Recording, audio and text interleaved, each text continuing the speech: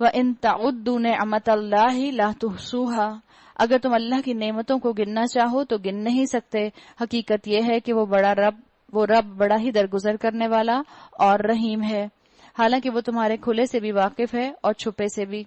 اور وہ دوسری ہستیاں جنہیں اللہ کو چھوڑ کر لوگ پکارتے ہیں اور وہ کسی چیز کے بھی خالق نہیں ہیں بلکہ خود مخلوق ہیں، مردہ ہیں نہ کہ زندہ، اور ان کو کچھ معلوم نہیں ہے کہ انہیں کب دوبارہ زندہ کر کے اٹھایا جائے گا.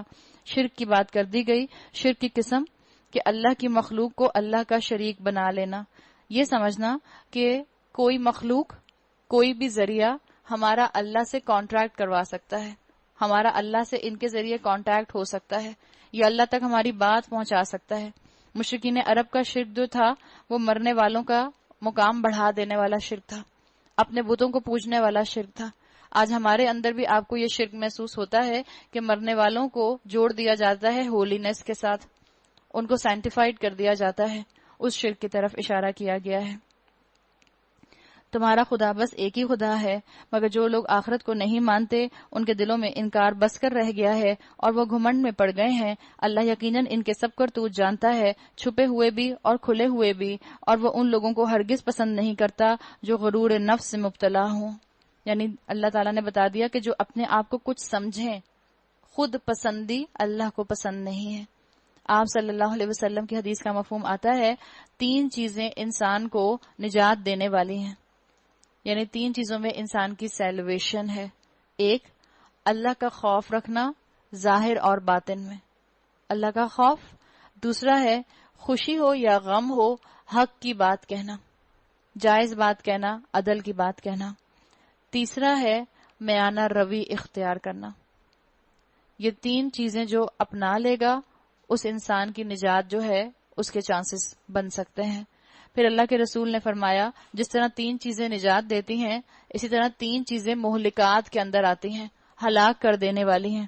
ان میں ایک ہے بخل، دوسری ہے خواہش نفس، ٹیمپٹیشنز، خواہشات، اور تیسری ہے خود پسندی کی عادت. اور اللہ کے رسول صلی اللہ علیہ وسلم نے فرمایا اسی حدیث میں آگے کہ ان میں سب سے زیادہ بڑی مہلکات میں سے مہلک چیز، ہلاک کر دینے والی چیز خود پسندی کی عادت ہے. اللہ تعالیٰ نے بھی کہہ دیا کہ وہ ان لوگوں کو ہرگز پسند نہیں کرتا جو غرور نفس سے مبتلا ہوتے ہیں. اور جب کبھی کوئی ان سے پوچھتا ہے کہ تمہارے رب نے یہ کیا چیز نازل کی ہے تو کہتے ہیں یہ تو اگلے وقتوں کی فرسودہ کہانیاں ہیں. یعنی پہلے کے لوگ قرآن کو کہانیاں کہتے تھے، آج کے لوگ قرآن کو ہی کہہ دیتے ہیں کہ قرآن اولڈ فیشنڈ ہے، قرآن پرانا ہو گیا ہے، قرآن آؤٹ ڈیٹڈ ہے. یہ باتیں وہ اس لیے کرتے ہیں کہ قیامت کے روز اپنے بوجھ بھی پورے اٹھائیں گے اور ساتھ ساتھ کچھ ان لوگوں کے بوجھ بھی سمیٹیں جنہیں یہ بربنائے جہالت گمراہ کر رہے ہیں. دیکھو کیسی سخت ذمہ داری ہے جو یہ اپنے سر لے رہے ہیں. بتا دیا گیا کہ قرآن عاجزی والوں کے دل میں اترتا ہے. قرآن اسی کو سمجھ آتا ہے جو اپنے دل کو اللہ کی طرف جھکا لیتا ہے، جو اپنے دل کا دروازہ کھول لیتا ہے، ورنہ انسان پھر اپنے لیے صرف اور صرف جہالت سمیٹتا ہے. ان سے پہلے بھی بہت سے لوگ حق کو نیچا دکھانے کے لیے ایسی ہی مکاریاں کر چکے ہیں، تو دیکھ لو اللہ نے ان کے مکر کی عمارت جڑ سے اکھاڑ پھینکی اور اس کی چھت اوپر سے ان کے سر پر آ رہی، اور ایسے رخ سے ان پر عذاب آیا جدھر سے اس کے آنے کا ان کو گمان تک نہ تھا. جتنا جن علاقوں میں آپ دیکھیں کہ اسلام کی بات ہو رہی ہے اتنا ان علاقوں کے اندر آپ کو اس کے اگینسٹ بھی لوگ کھڑے ہوئے نظر آتے ہیں.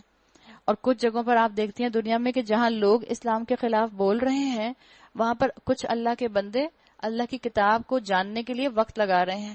جتنا 9/11 کے بعد قرآن کی کاپیز ڈسٹریبیوٹ ہوئی ہیں ویسٹ کے اندر اس سے پہلے کبھی نہیں ہوئی تھی.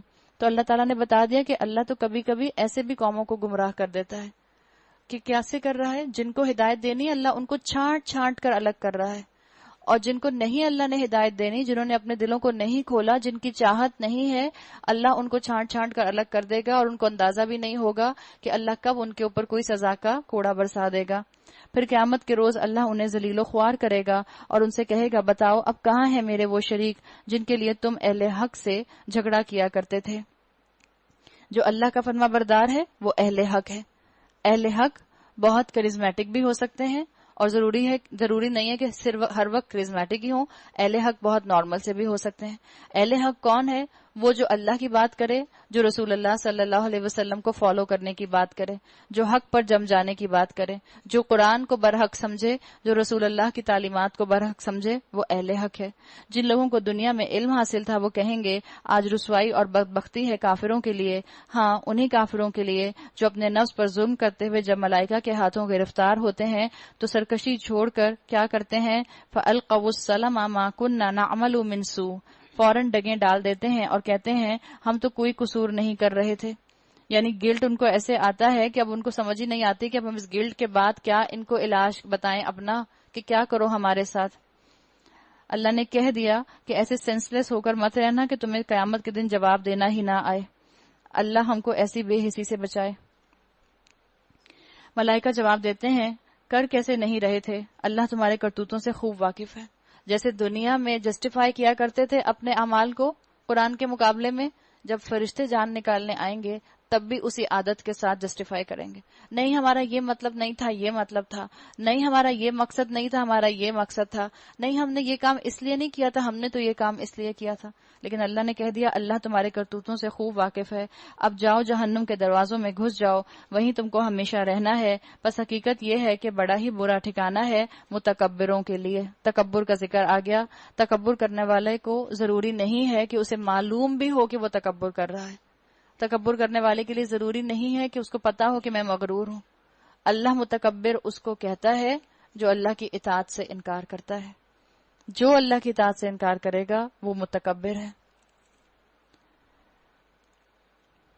دوسری طرف جب خدا ترس لوگوں سے پوچھا جاتا ہے کہ یہ کیا چیز ہے جو تمہارے رب کی طرف سے نازل ہوئی ہے تو وہ جواب دیتے ہیں کہ بہترین چیز اتری ہے۔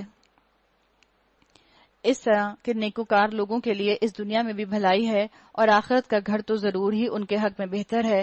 بڑا اچھا گھر ہے متقیوں کا، جنات عدن، دائمی قیام کی جنتیں جن میں وہ داخل ہوں گے، نیچے نہریں بہہ رہی ہوں گی اور سب کچھ وہاں عین ان کی خواہش کے مطابق ہوگا۔ بتا دیا گیا کہ دنیا میں انہوں نے اپنی خواہشات کو دین کے لیے سائڈ پر رکھا، بیک برنر پر رکھا، تو اللہ تعالیٰ قیامت میں ان کی خواہشات کو پرائرٹی دے گا، اللہ ان کی تمام خواہشات کو پورا کر دے گا۔ احادیث میں آتا ہے جس کا مفہوم ہے کہ اللہ تعالیٰ اپنے بندے کی ان خواہشات کو بھی پورا کرے گا جو دنیا میں اس نے نہیں پوری کی تاکہ اللہ کی نافرمانی نہ ہو۔ آپ آگے سورہ حامیم السجدہ میں پڑھ لیں گے، وہاں آ جائے گا کہ اللہ پہلے وہ خواہشات پوری کرے گا جو دنیا کی خواہشات اس بندے نے اللہ کی خاطر پوری نہیں کی تھی۔ مثال کے طور پر آپ کی یہاں خواہش تھی، چلیں کسی بچے کی خواہش تھی کہ میں یہاں پر ماڈل بنتی، مگر اللہ کی فرما برداری کی وجہ سے اس نے اپنے آپ کو اس پروفیشن سے دور رکھا۔ اللہ قیامت کے دن آپ کو ماڈلنگ کروا دے گا۔ سب حوروں کے درمیان میں ایک آپ سب سے خوبصورت ماڈل ہوں گی، اس لیے کہ حوروں سے زیادہ خوبصورتی جو ہے وہ اللہ کے رسول صلی اللہ علیہ وسلم نے بتایا کہ مسلمان عورت کی ہوگی، اس لیے کہ حور تو جنت ہی کی کریشن ہے، لیکن عورت اس نے اپنی محنت سے ارن کیا ہے جنت کو، تو اللہ اس کو زیادہ خوبصورت رکھے گا۔ تو اللہ جنت کے اندر وہ خواہشات بھی پوری کرے گا جو دنیا میں دبی رہ گئی، اور اللہ اس وقت آنے والی جنت کو دیکھ کر جو خواہشات پیدا ہو رہی ہوں گی ان خواہشات کو بھی پورا کرے گا۔ یہ جزا دیتا ہے اللہ متقیوں کو، ان متقیوں کو جن کی روحیں پاکیزگی کی حالت میں جب ملائکہ قبض کرتے ہیں تو کہتے ہیں، کیا کہتے ہیں؟ سلام علیکم ادخلوا الجنہ بما کنتم تعملون، سلام ہو تم پر، جاؤ جنت میں اپنے اعمال کے بدلے جو تم کرتے رہے تھے بما کنتم تعملون، جو تم کرتے رہتے تھے، پاسٹ کنٹینیوس ٹینس، جس کی تمہیں کرنے کی عادت تھی، ایک دفعہ کا عمل نہیں، لائف سٹائل تمہارا۔ تو سب سے زیادہ خوش قسمت آج کون ہے جو اس قرآن کی روشنی میں اپنا تزکیہ کر لے اور عمل پر آ جائے۔ اے نبی صلی اللہ علیہ وسلم، اب جو یہ لوگ انتظار کر رہے ہیں تو اس کے سوا اب اور کیا باقی رہ گیا ہے کہ ملائکہ ہی آ پہنچے یا تیرے رب کا فیصلہ صادر ہو جائے۔ اسی طرح کی ڈٹائی ان سے پہلے بہت سے لوگ کر چکے ہیں، پھر جو کچھ ان کے ساتھ ہوا وہ ان پر اللہ کا ظلم نہ تھا بلکہ ان کا اپنا ظلم تھا جو انہوں نے خود اپنے اوپر کیا۔ ان کے کرتوتوں کی خرابیاں آخرکار ان کے دامن گیر ہو گئیں اور وہی چیز ان پر مسلط ہو کر رہی جس کا وہ مذاق اڑایا کرتے تھے۔ یہ مشرکین کہتے ہیں اگر اللہ چاہتا تو ہم اور نہ ہمارے باپ دادا اس کے سوا کسی اور کی عبادت کرتے اور نہ اس کے حکم کے بغیر کسی چیز کو حرام ٹھہراتے۔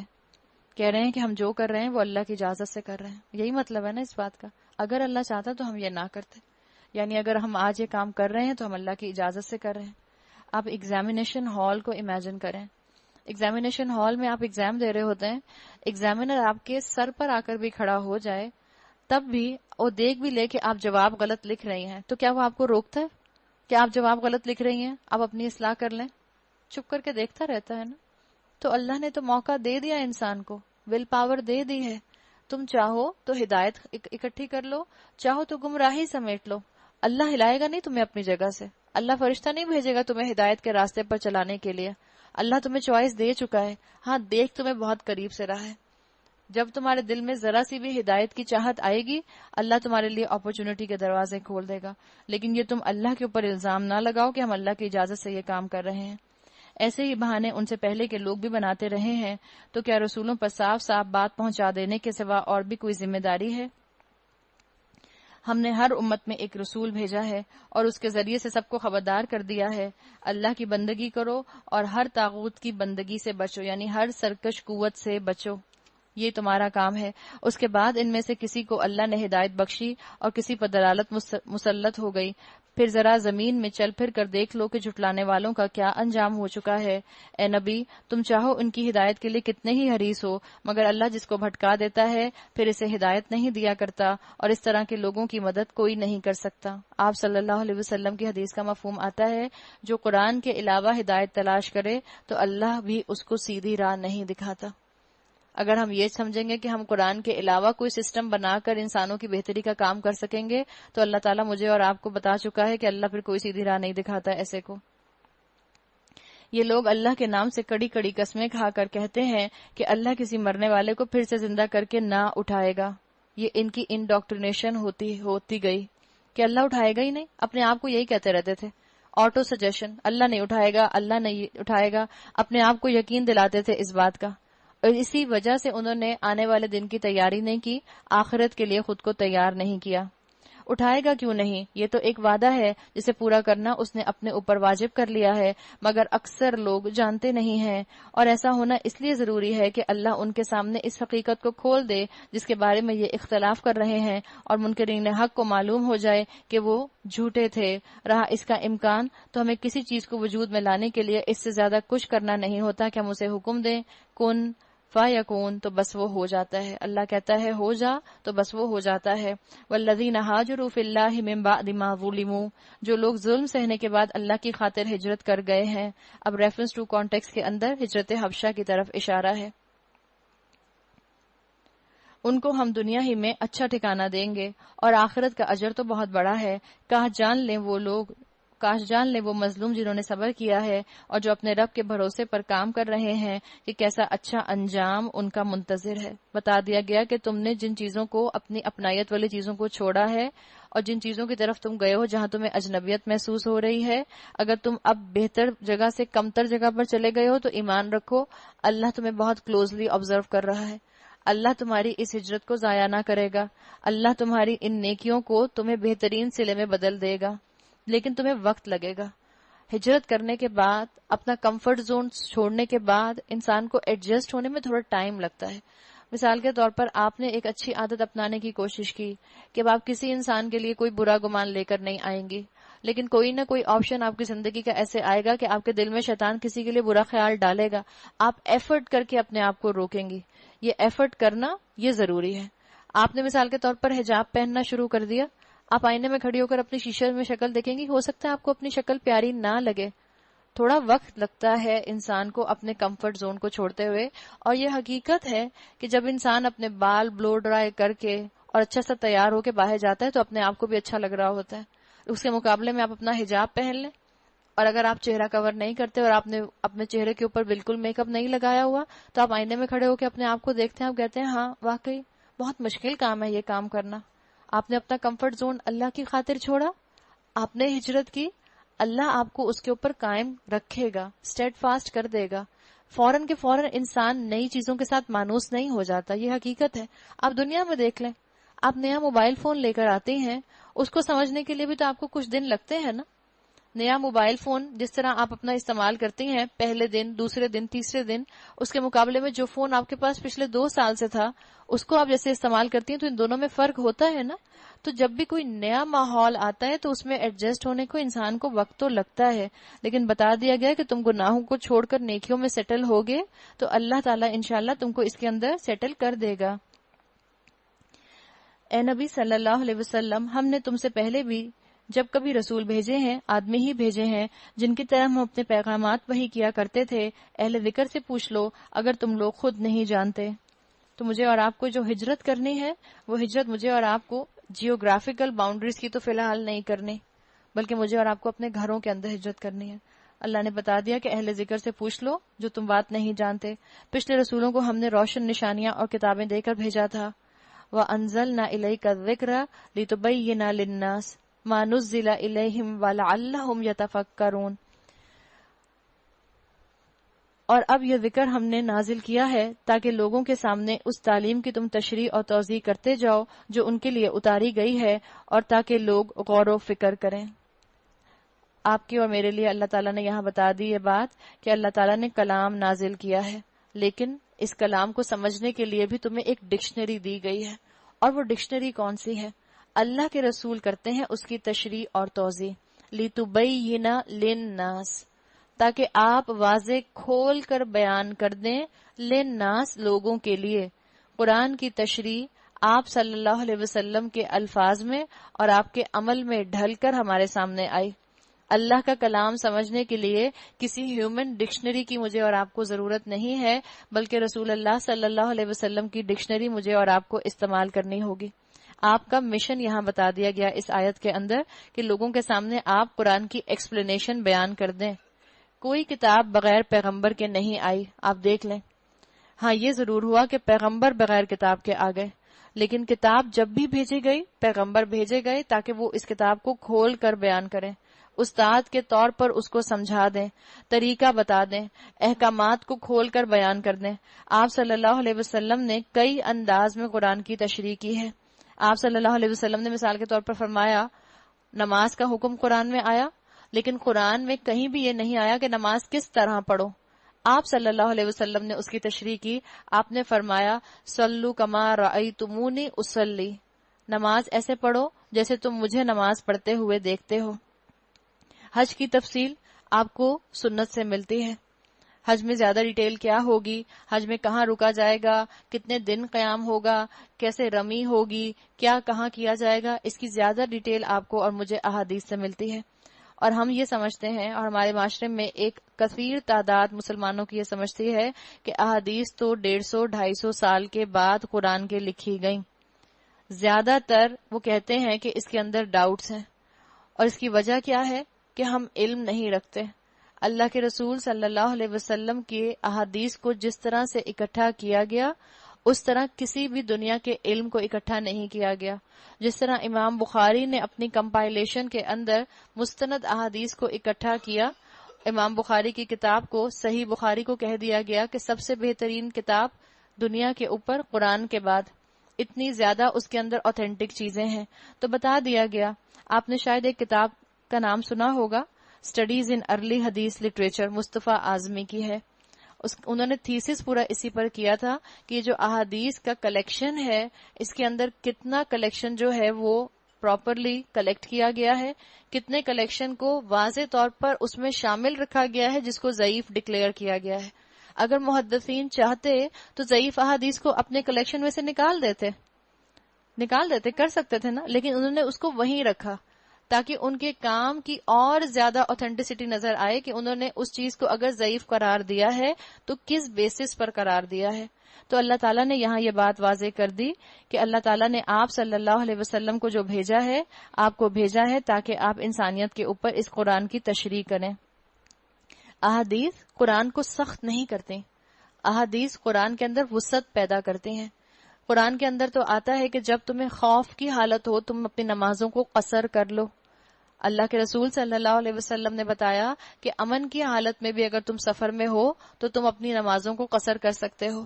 آپ صلی اللہ علیہ وسلم نے امن کی حالت میں اور سفر کی حالت میں، اگر تمہارا سفر ہے امن والا سفر ہے، تب بھی تم اپنی نمازوں کو جمع کر سکتے ہو. تم فجر تو اکیلے پڑھو گے، تم ظہر اور عصر کو جمع کر سکتے ہو، مغرب اور عشاء کو جمع کر سکتے ہو. تو احادیث تو کھول کر بیان کرتی ہیں دین کو، دین کا براڈ اسپیکٹرم سامنے لے کر آتی ہیں، دین کی وسعت سامنے لے کر آتی ہیں. ہم سمجھتے ہیں احادیث کے آنے سے ہماری گردنوں میں طوق آ جائیں گے، جبکہ اللہ کے رسول صلی اللہ علیہ وسلم کو بھیجا گیا تاکہ آپ کی اور میری گردنوں سے اسر اور اغلال کو اتار کر پھینک دیں. ہم غلط سمجھتے ہیں. ہم تو آپ صلی اللہ علیہ وسلم کی گائیڈنس کے بغیر قرآن کا تلفظ بھی نہیں سمجھ سکتے. تو آپ صلی اللہ علیہ وسلم کی اطاعت کا ذکر قرآن میں 40 مقامات پر تقریباً آیا ہے، جہاں آیا ہے اطیعوا اللہ و اطیعوا الرسول. اسکالرز کہتے ہیں کہ جب قرآن میں یہ بات آئی اطیعوا الرسول، تو یہ قرآن کی حفاظت کے اندر یہ بات شامل تھی کہ رسول کے ان تمام اقوال کو، ان تمام سنتوں کو جمع کر لیا جائے حفاظت کے ساتھ، جن کے اوپر مسلمان امت کو آئندہ عمل کرنا تھا، تاکہ قرآن کی اس آیت پر عمل ہو سکتا کہ مسلمانوں کو چاہیے کہ رسول کی اطاعت کریں. پھر کیا وہ لوگ جو دعوت پیغمبر کی مخالفت میں بدتر سے بدتر چالیں چل رہے ہیں اس بات سے بالکل ہی بے خوف ہو گئے ہیں کہ اللہ ان کو زمین میں دھسا دے یا ایسے گوشے سے ان پر عذاب لے آئے جدھر سے اس کے آنے کا ان کو وہم و گمان تک نہ ہے، اچانک چلتے پھرتے ان کو وہ پکڑ لے، یا ایسی حالت میں انہیں پکڑے جبکہ انہیں خود آنے والی مصیبت کا کھٹکا لگا ہو اور وہ اس سے بچنے کی فکر میں چوکنے ہوں. وہ جو کچھ بھی کرنا چاہے یہ لوگ اس کو عاجز کرنے کی طاقت نہیں رکھتے. حقیقت یہ ہے کہ تمہارا رب بڑا ہی نرم خو اور رحیم ہے. اور کیا یہ لوگ اللہ کی پیدا کی ہوئی کسی چیز کو بھی نہیں دیکھتے کہ اس کا سایہ کس طرح اللہ کے حضور سجدہ کرتے ہوئے دائیں اور بائیں گرتا ہے؟ سب کے سب اس طرح اظہار عجز کر رہے ہیں. سجدہ تلاوت ہے یہاں پر، آپ چاہیں تو ذرا سا سر جھکا کر سجدہ تلاوت کر سکتی ہیں. کوشش کریں اگر آپ لوگ رمضان میں تراویح پڑھنے جو ہیں مسجدوں میں جا رہی ہیں، سجدہ تلاوت آتے ہیں، تو آپ اس کے اندر کیا کریں، آپ اس کے اندر ضرور اپنی یہ سجدہ تلاوت کی دعا یاد کر لیں. زمین و آسمانوں میں جس قدر جاندار مخلوقات ہیں اور جتنے ملائکہ ہیں سب اللہ کے آگے سربسجود ہیں، وہ ہرگز سرکشی نہیں کرتے. سجدہ وجہہ للذی خلقہ وشق سمعہ وبصرہ بحولہ وقوتہ فتبارک اللہ احسن الخالقین. اپنے رب سے جو ان کے اوپر ہے ڈرتے ہیں اور جو کچھ حکم دیا جاتا ہے اسی کے مطابق کام کرتے ہیں. آپ چاہیں تو اپنا سر ذرا سا جھکا کے سجدہ کر سکتی ہیں. اللہ کا فرمان ہے کہ وہ خدا نہ بنا لو، خدا تو بس ایک ہی ہے، لہٰذا مجھ ہی سے ڈرو. اسی کا ہے وہ سب کچھ جو آسمانوں میں ہے اور جو کچھ زمین میں ہے، اور خالصاً اس کا دین ساری کائنات میں چل رہا ہے. پھر کیا اللہ کو چھوڑ کر تم کسی اور سے تقویٰ کرو گے، یعنی کسی اور سے بچو گے؟ تم کو جو نعمت بھی حاصل ہے اللہ ہی کی طرف سے ہے. پھر جب کوئی سخت وقت تم پر آتا ہے تو تم لوگ خود اپنی فریادیں لے کر اسی کی طرف دوڑتے ہو، مگر جب اللہ اس وقت کو ٹال دیتا ہے تو یکا یک تم میں سے ایک گروہ اپنے رب کے ساتھ دوسروں کو اس مہربانی کے شکریہ میں شریک کرنے لگتا ہے تاکہ اللہ کے احسان کی ناشکری کرے. اچھا مزے کر لو، ان قریب تمہیں معلوم ہو جائے گا. یہ لوگ جن کی حقیقت سے واقف نہیں ہیں ان کے حصے ہمارے دیے ہوئے رزق میں سے مقرر کرتے ہیں. اللہ کی قسم ضرور تم سے پوچھا جائے گا کہ یہ جھوٹ تم نے کیسے گھڑ لیے تھے. یہاں پہ بتایا جا رہا ہے کہ جو شرک کرتے ہیں وہ کتنی سوئفٹلی اللہ کے حقوق کے اندر دوسروں کو شامل کر لیتے ہیں کہ ان کو خود بھی احساس نہیں ہوتا. کس وقت ہم نے اللہ کی جگہ پر کسی اور انسان کو لا کر بٹھا دیا؟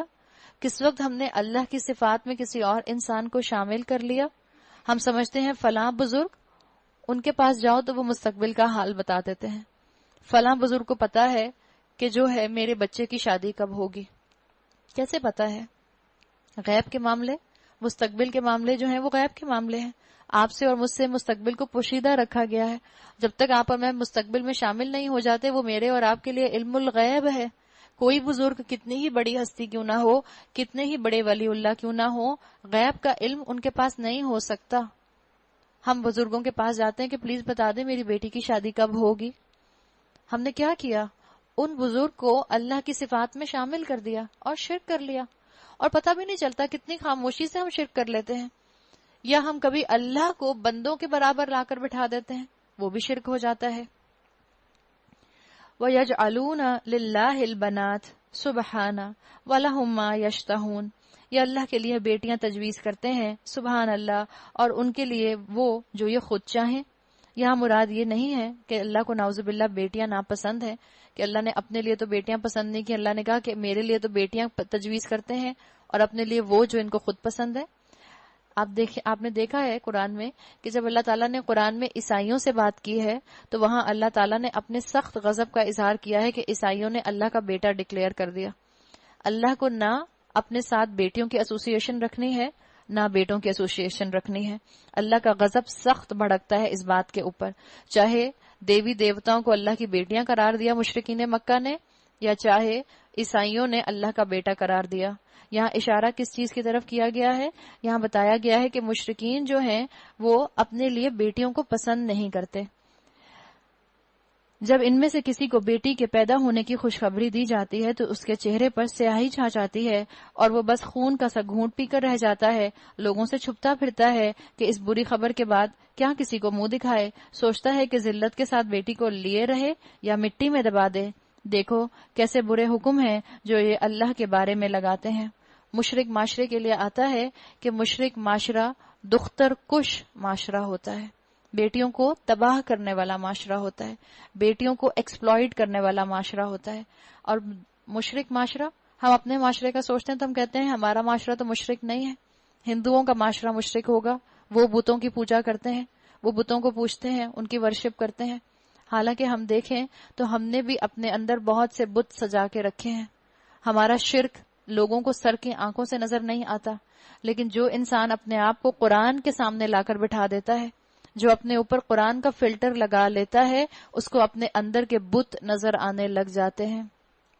اللہ تعالیٰ نے یہاں اشارہ کیا ہے فیمیل انفینٹیسائڈ کی طرف، چاہے تو بیٹیوں کو زندہ ہوتے ہی مار دینا، یہ بھی فیمیل انفینٹیسائڈ ہے، پیدا ہوتے ہی مار دینا، یا آج کی ترقی کی وجہ سے کیونکہ اب الٹرا ساؤنڈ مشین آ گئی ہے تو یہ پتا کر کے کہ کون سی سیکس ہے اس چیز کو ٹرمینیٹ کرا دینا، اس انسان کو ختم کرا دینا، یہ بھی فیمیل انفینٹیسائڈ کے اندر آتا ہے۔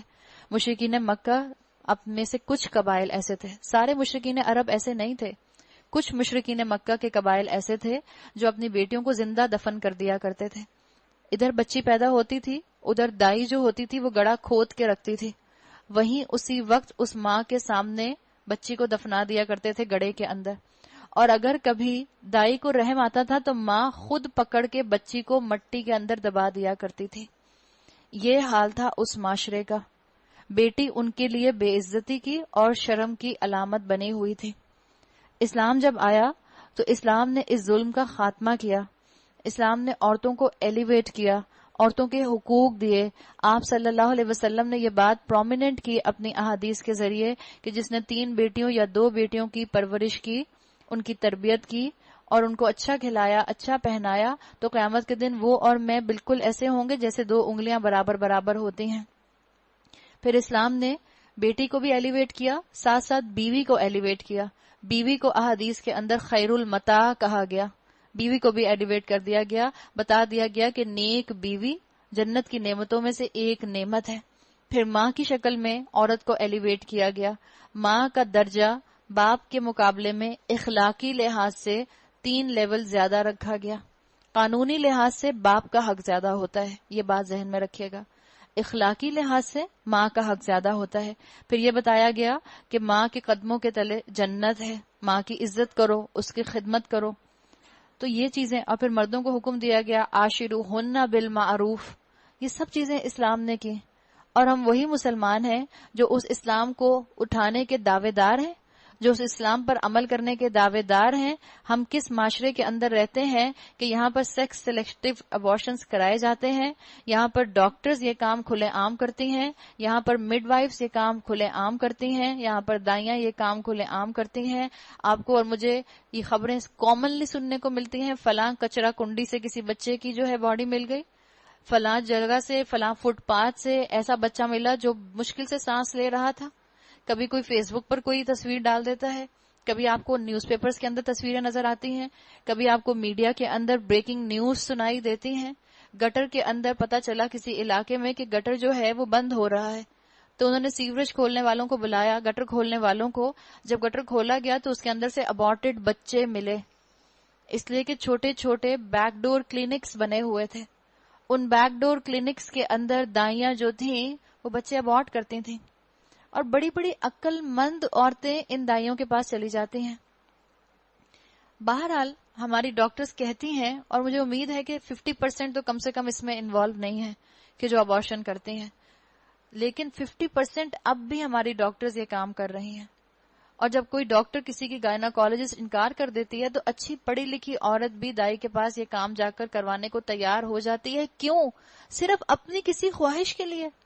ان پلانڈ پریگنینسی تھی، اس لیے کہیں میرے شوہر کو پتا نہ چل جائے کہ میں پریگننٹ ہو گئی ہوں، تو اس سے پہلے DNC کرا لی، پتہ ہی نہ چلے کہ کیا تھا. اتنی مشکل سے تو میں نے اپنا 15 kg کم کیا تھا، اب پھر پریگننٹ ہو گئی.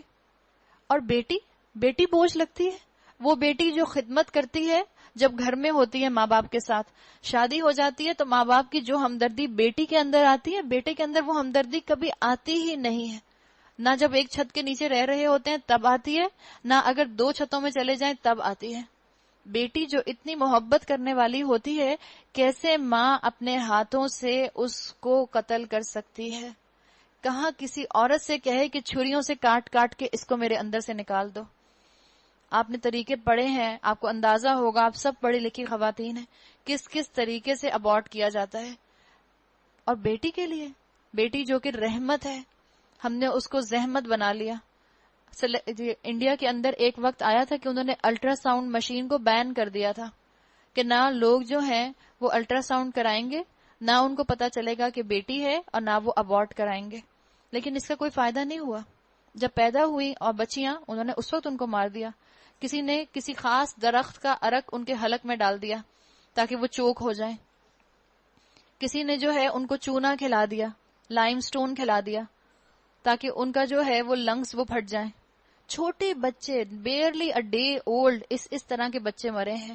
اور ابھی آپ کو میں نے تھوڑی دیر پہلے بتایا راجستھان کی عورت کی کہانی جس نے اپنے 5 بیٹیوں کو مارا تھا، اور اس سے پوچھا تھا کہ اگر پھر تمہارے گھر بیٹی ہو گئی، تو اس نے کہا اگر پھر ہو گئی تو میں پھر مار دوں گی.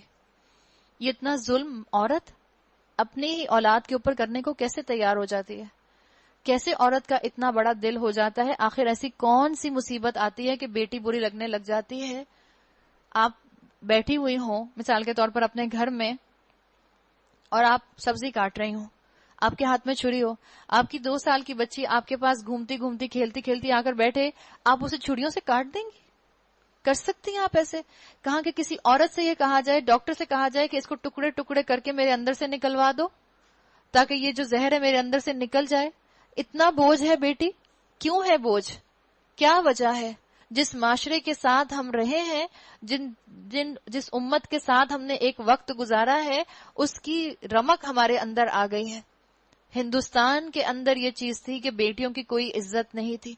عورت لو گریڈ سٹیزن سمجھی جاتی تھی، آج بھی لو گریڈ سٹیزن سمجھی جاتی ہے میجورٹی سٹیٹس میں انڈیا کی. اور کیوں؟ وہ کہتے تھے کہ لڑکی جو ہے وہ اپنی حیثیت میں کم ہوتی ہے. تو جب اس کو کوئی آپ کے گھر سے شادی بیاہ کر کے لے کر چلا جائے تو آپ پر احسان کر رہا ہے کہ آپ کا بوجھ آپ سے اتار کر لے کر جا رہا ہے. اسی کسٹم کی وجہ سے کہ یہ اس لڑکے والوں نے آپ کے گھر کا بوجھ آپ کے اوپر سے اتار دیا. وہ بیٹی کو ویلیویبل کرنے کے لیے ڈھیروں جہیز دیا کرتے تھے. رسم کیا تھی ان کے اندر؟ بارات لے کر وہ جاتے تھے. بارات کا لفظ ہمارا نہیں ہے، بارات کا لفظ انہیں کا ہے. بارات لے کر وہ جاتے تھے، ایک گاؤں سے دوسرے گاؤں جاتے تھے. اور بارات کا کانسیپٹ کیا ہے کہ بارات کھانی اور بارات کھلانی. ہمارے اسلام میں تو یہ ہے ہی نہیں. سمپل نکاح ہو، سمپل رخصتی ہو، سمپل رخصتی.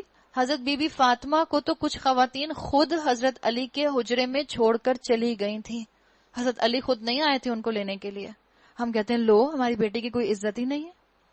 یہ ہے اسلام کا مزاج. یہ کوئی شادی کے بڑے بڑے لیوش کھانے اسلام کا حصہ نہیں ہے. یہ ہمارے اندر کہاں سے آ گئے؟ ہندوؤں سے آ گئے. ان ہندوؤں کو جب ایک گاؤں سے دوسرے گاؤں جانا ہوتا تھا کسی کی بیٹی کو لینے کے لیے، تو ان کو اپنے ساتھ پورے 50 60 لوگ لے جانے ہوتے تھے. کیوں؟ اس لیے کہ ٹریول کر کے جاتے تھے، روڈ کا لمبا سفر، اور لڑکی کے ساتھ بہت سارا سامان لے کر آنا ہوتا تھا جہیز کی شکل میں. اگر لوگ نہیں ہوتے تو ڈاکو آ جاتے راستے میں اور لوٹ کے سب لے جاتے. تو اپنے ساتھ بارات لے کر جایا کرتے تھے تاکہ ان کے پریشر کی وجہ سے، لوگوں کی کوانٹٹی کی وجہ سے ڈاکو ان پر حملہ نہ کریں. اور لڑکی والے کیوں ڈھیروں جہیز دیتے تھے؟ اس لیے کہ وہ عورت کو ایک ڈی گریڈڈ سٹیزن سمجھتے تھے. اس کی اہمیت کو بڑھانے کے لیے اس کو ترازو میں ڈالا کرتے تھے. ایک طرف عورت ڈالتے تھے، ایک طرف جہیز کا سامان ڈالنا شروع کرتے تھے. اور اتنا جہیز کا سامان ڈالتے تھے جب تک کہ وہ عورت کا پلڑا جو ہے وہ عورت اوپر نہ اٹھ جائے اور سامان کا پلڑا بھاری نہ ہو جائے. ہم بھی تو اتنا ہی منو ٹنو جہیز دیتے ہیں. اسی لیے تو بیٹی بوجھ ہے. یہ برائٹ برننگز جو آپ نے سنی ہیں، آج بھی برائٹ برننگز ہوتی ہیں، کوئی چولہا نہیں پھٹتا، سب ڈرامے ہیں. خود چولہے پھاڑے جاتے ہیں. ذرا جا کر آپ اس کی ریسرچ کے اندر ڈاکیومنٹریز دیکھ لیں اور جا کر ریسرچ کے اندر آپ اس کے آرٹیکلز اور کتابیں پڑھ لیں، آپ کو حقیقت پتہ چل جائے گی. کوئی چولہا نہیں پھٹتا، چولہے پھاڑے جاتے ہیں. کبھی بہو جو ہوتی ہے وہ پسند کی گاڑی نہیں لائی ہوتی، کبھی بہو پسند کی موٹر سائیکل نہیں لائی ہوتی، کبھی بہو پسند کا فریج نہیں لائی ہوتی، ایکس وائی زیڈ 10 اور چیزیں. اور ہم مسلمانوں نے ہندوؤں کے ساتھ رہ رہ کر اس چیز کو سیکھ لیا کہ ہم بھی اپنی بیٹی کو ڈھیروں جہیز دیں گے. جب ہم نے یہ کہا کہ ہم اپنی بیٹی کو ڈھیروں جہیز دیں گے تو معاشرے کے اندر سارے لوگ تو ایک ہی لیول کے نہیں ہیں، سب لوگ تو جہیز نہیں دے سکتے. تو ان لوگوں نے کیا کیا کہ جو جہیز نہیں دے سکتے تھے وہ مائیں بچپن سے اپنی بیٹی کا جہیز جمع کرنا شروع کر دیتی ہیں. عورتیں اچھا پہنتی نہیں ہیں، جو اچھا جوڑا آتا ہے لے کر پیٹی میں ڈال دیتی ہیں، سوٹ کیس میں ڈال دیتی ہیں بیٹی کے جہیز کے لیے. اور ہمارا معاشرہ اتنا ظالم ہے کہ جو مائیں ایسا کرتی ہیں کہ خود اچھا نہیں پہنتی، بیٹیوں کے جہیز کے لیے اٹھا کر رکھ دیتی ہیں. کہتے ہیں بہت عقل مندی کی، بہت اچھا فیصلہ کیا، تم تو بڑی دور اندیش ہو.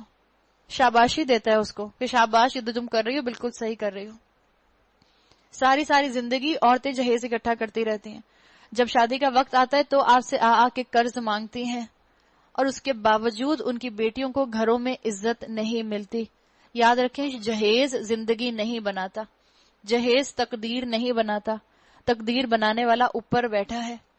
لوگوں نے 10-10 ہزار گز کے بنگلے جو ہیں جہیز میں دے دیے، پھر بھی بیٹی طلاق لے کر گھر واپس آ گئی. جس عورت کے نصیب میں طلاق ہے اس کو طلاق ہو جائے گی، جہیز اس کی قسمت نہیں بنا سکتا. تو مجھے اور آپ کو یہ چیزیں سمجھنے کی ضرورت ہے. عورت کو ڈی گریڈڈ سمجھا گیا. جب ہی یہ فیمیل انفینٹیسائڈ تک بات پہنچ گئی کہ مردوں اور عورتوں نے یہ سوچا کہ اس کو روٹ سے ہی ختم کر دیا جائے، نہ بیٹی ہوگی نہ ٹینشن ہوگی. ہمارے معاشرے میں یہ چیزیں کہاں سے آئیں؟ ہندوؤں کے اندر تھا کہ اگر شوہر مرتا تھا تو بیوی ساتھ مر جاتی تھی، ستی ہو جاتی تھی، اور وہ اس کو بڑا بہت اچھی چیز سمجھا کرتے تھے. پتہ نہیں آج بھی ہوتا ہے کہ نہیں ہوتا، کچھ سٹیٹس میں ہوتا ہوگا جہاں علم کم ہے. عورت کو کہا جاتا تھا کہ اگر عورت کے بہو کے آتے ہی ساس کا یا سسر کا انتقال ہو جائے تو کیا کرتے تھے؟ سبز قدم آ گئی. یہ سبز قدم کا مطلب کیا ہوتا ہے مجھے آج تک سمجھ نہیں آیا. سبز قدم کیوں؟ نیلے قدم کیوں نہیں؟ اورنج قدم کیوں نہیں؟ ہرے قدم کیوں؟ سوچیں. اور اگر شادی ہونے کے بعد داماد آئے نیا گھر میں اور داماد کی ساس کا انتقال ہو جائے، لڑکی کی ماں کا انتقال ہو جائے، تو مرد کو تو کبھی کسی نے نہیں کہا سبز قدم مرد آ گیا. وہ ہما آپ ہی کہتی ہیں کہ اس نے ہاجمولہ کھائی ہوئی، اس کا ہاجمہ بہت اچھا ہے، اس کو جو ہے ہضم نہیں کرنے آیا ساس اپنی. ایک بات سوچنے کی ہے کہ ہم لوگوں نے اپنی بیٹیوں کو کس مقام پر رکھا.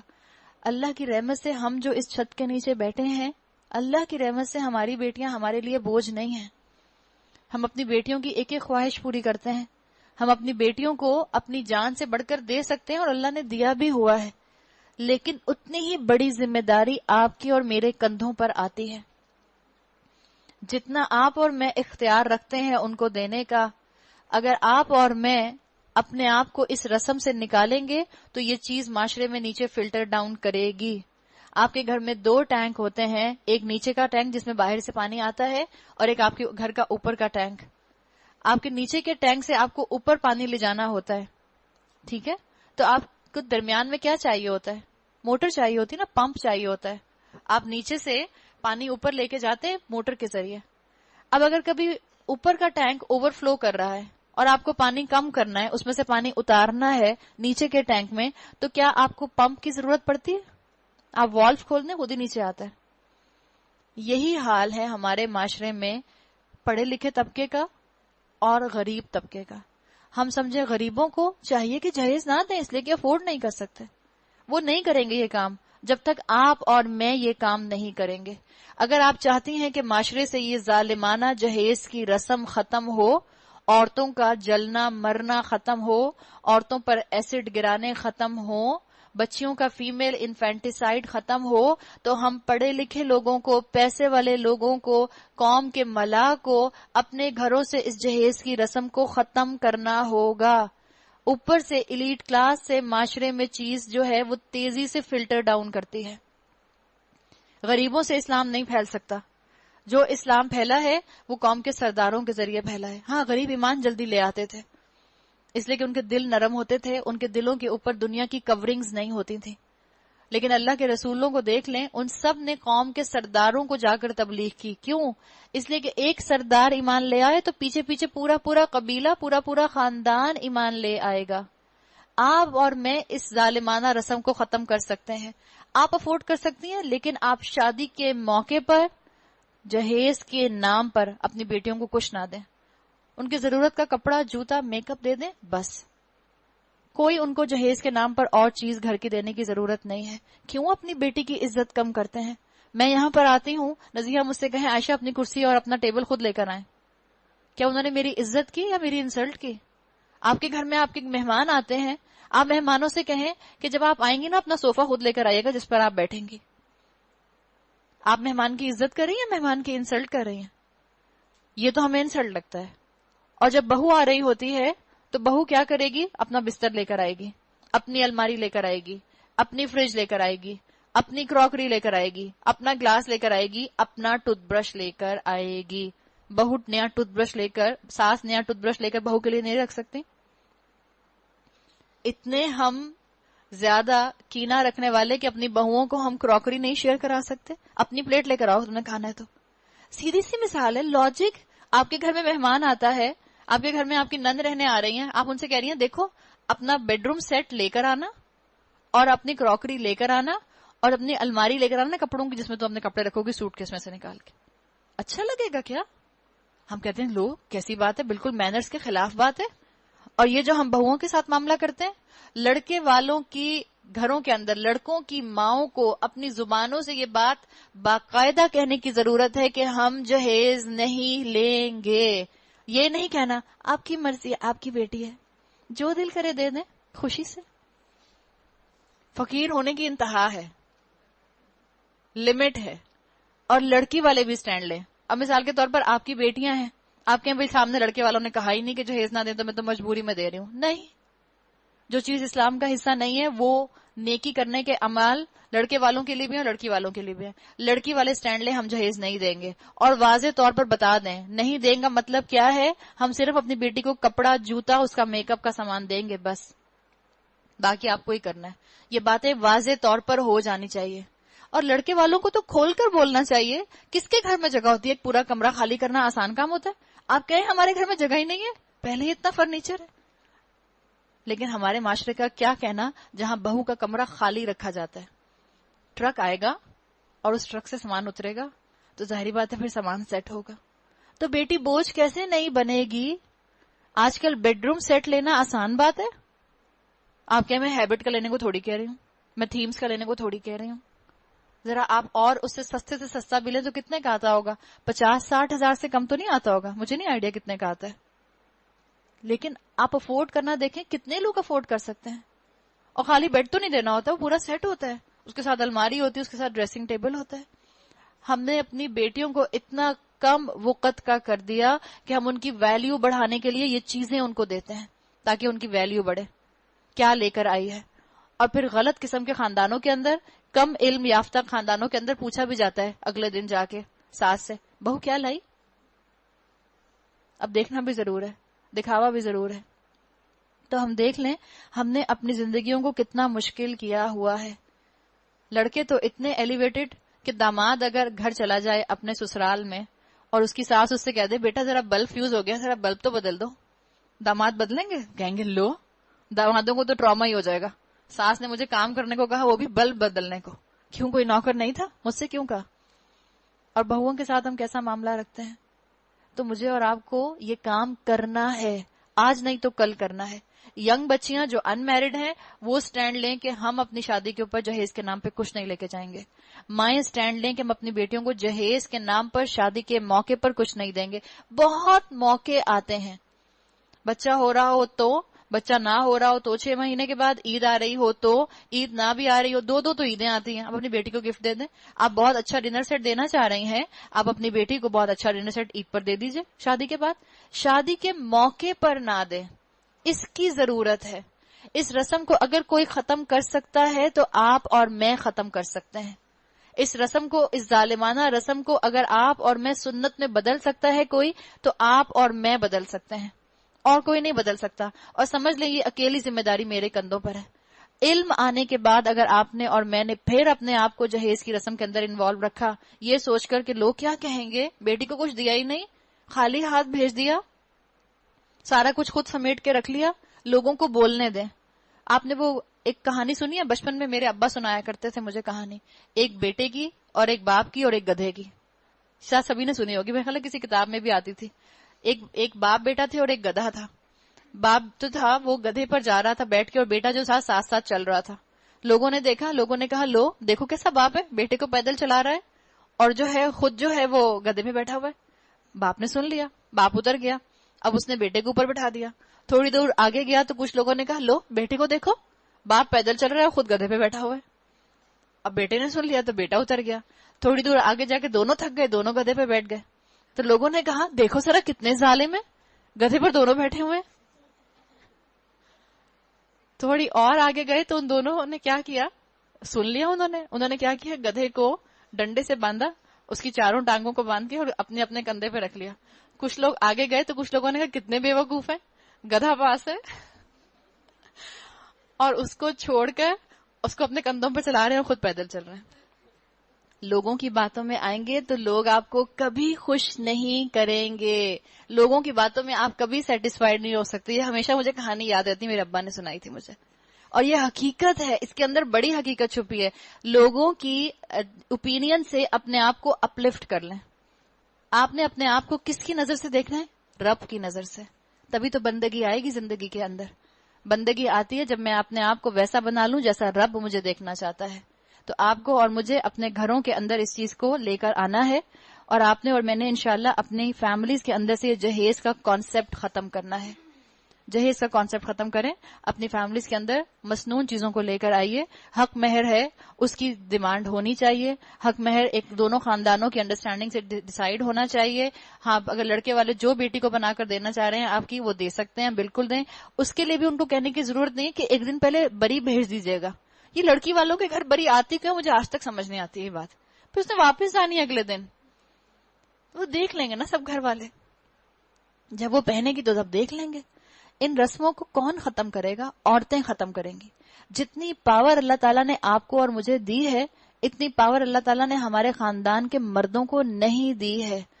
اور یاد رکھیں، اگر آج بھی انڈیا کی کسی اسٹیٹ میں، بنگلہ دیش کی کسی اسٹیٹ میں، پاکستان کے کسی انٹیریئر کے علاقے میں اگر کہیں کسی جگہ پر کسی نے اپنی نیو بورن بچی کو قتل کیا اس ڈر سے کہ کل کو یہ بڑی ہو کر میرے ساتھ کھائے گی اور اس کو مجھے جہیز دینا پڑے گا، تو یاد رکھیں اس کا نقصان، اس گناہ کا کچھ نہ کچھ اثر آپ کے اور میرے اوپر بھی آئے گا.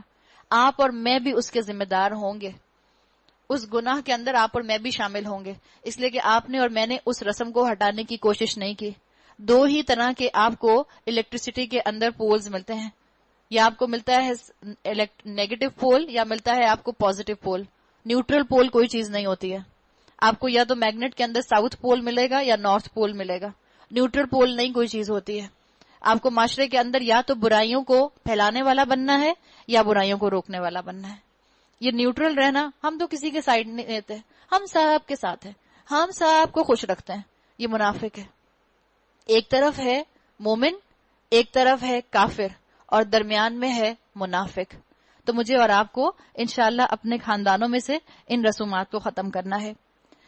بری صفات سے متصف کیے جانے کے لائق تو وہ لوگ ہیں جو آخرت کا یقین نہیں رکھتے. رہا اللہ تو اس کے لیے سب سے برتر صفات ہیں، وہی سب پر غالب اور حکمت میں کامل ہے. اگر کہیں اللہ لوگوں کو ان کی زیادتی پر فوراً ہی پکڑ لیا کرتا تو روئے زمین پر کسی متنفس کو نہ چھوڑتا، لیکن وہ سب کو ایک وقت مقرر تک مہلت دیتا ہے. پھر جب وہ وقت آ جاتا ہے تو اس سے کوئی ایک گھڑی بھی آگے پیچھے نہیں ہو سکتا. آج یہ لوگ وہ چیزیں اللہ کے لیے تجویز کر رہے ہیں جو خود اپنے لیے انہیں ناپسند ہیں، اور جھوٹ کہتی ہیں ان کی زبانیں کہ ان کے لیے بھلا ہی بھلا ہے، ان کے لیے تو جو خود اپنے لیے انہیں ناپسند ہیں، اور جھوٹ کہتی ہیں ان کی زبانیں کہ ان کے لیے بھلا ہی بھلا ہے، ان کے لیے تو ایک ہی چیز ہے، اور وہ ہے دوزخ کی آگ۔ لا جرم ان لہم النار وانہم مفرطون، ضرور یہ سب پہلے اس میں پہنچائے جائیں گے۔ اللہ تعالیٰ نے یہاں یہ بات واضح کر دی کہ تم یہود اور نصارہ اور ہندوؤں کی تمدن کو فالو کرنے کی کوشش نہ کرنا، غلط قسم کی رسموں کے اوپر اچھے ٹائٹل لگا کر ان کو تم جو ہے قابل قبول نہ بنا لینا، تمہیں بہرحال اس چیز کو حق رکھنا ہے اور باطل کو الگ کر کے رکھنا ہے۔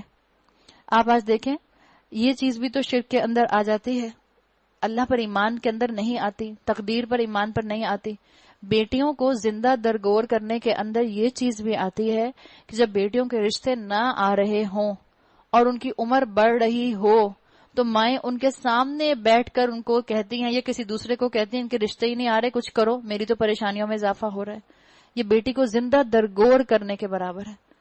ہم میں سے کسی کو شاید اندازہ ہوا ہو جس کی شادی لیٹ ہوئی ہو، اور اگر اس کی ماں کو عقل نہ ہو اور اس کی ماں نے ایسے جملے بولے ہوں تو یہ چیز کتنا زیادہ انسان کے لیے لیتھل اور ٹارچرس ہوتی ہے، کتنا انسان کو ٹارچر کرتی ہے۔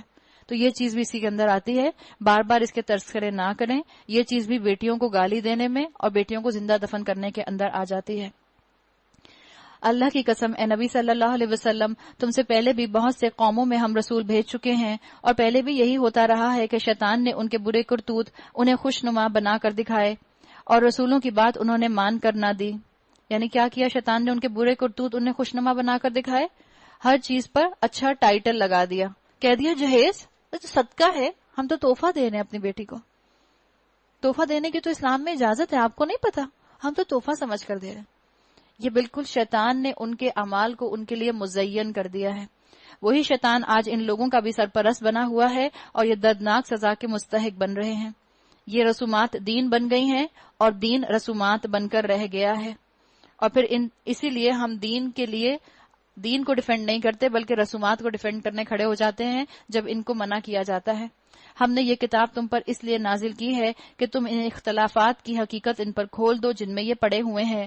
یہ کتاب رہنمائی اور رحمت بن کر اتری ہے ان لوگوں کے لیے جو اسے مان لیں۔ تم ہر برسات میں دیکھتے ہو واللہ انزل من السماء ماء فاحیا به الارض بعد موتها، اللہ نے آسمان سے پانی برسایا اور یکایک مردہ پڑی ہوئی زمین میں اس کی بدولت جان ڈال دی۔ تو اب اس کے میں میرے اور آپ کے لیے کیا سبق ہے؟ مردہ سنتوں کو زندہ کرنے میں بھی بہت اجر ہے۔ جو کانٹیکس چل رہا ہے اس کانٹیکس کے اندر مردہ سنتوں کو زندہ کیجیے۔ حدیث کا مفہوم آتا ہے مبارکباد کے مستحق ہیں وہ لوگ جو میری سنتوں کو زندہ کریں۔ مہر دینے کی سنت کو زندہ کیجیے، جہیز ختم کیجیے جو کہ غیر اسلامی رسم ہے۔ یقیناً اس میں ایک نشانی ہے سننے والوں کے لیے، اور تمہارے لیے مویشیوں میں بھی ایک سبق موجود ہے۔ ان کے پیٹ سے گوبر اور خون کے درمیان ہم ایک چیز تمہیں پلاتے ہیں، یعنی خالص دودھ جو پینے والوں کے لیے نہایت خوشگوار ہے۔ اسی طرح کھجور کے درختوں اور انگور کی بیلوں سے بھی ہم ایک چیز تمہیں پلاتے ہیں، یعنی کیا؟ جوسز، جسے تم نشہ آور بھی بنا لیتے ہو اور پاک رزق بھی۔ یقیناً اس میں ایک نشانی ہے عقل سے کام لینے والوں کے لیے۔ اور دیکھو تمہارے رب نے شہد کی مکھی پر یہ بات وحی کر دی کہ پہاڑوں میں اور درختوں میں اور چڑھائیوں میں اور چڑھائی پر چڑھی بیلوں میں اپنے چھتے بنا اور ہر طرح کے پھلوں کا رس چوس اور اپنے رب کی ہموار کی ہوئی راہوں پر چلتی رہ۔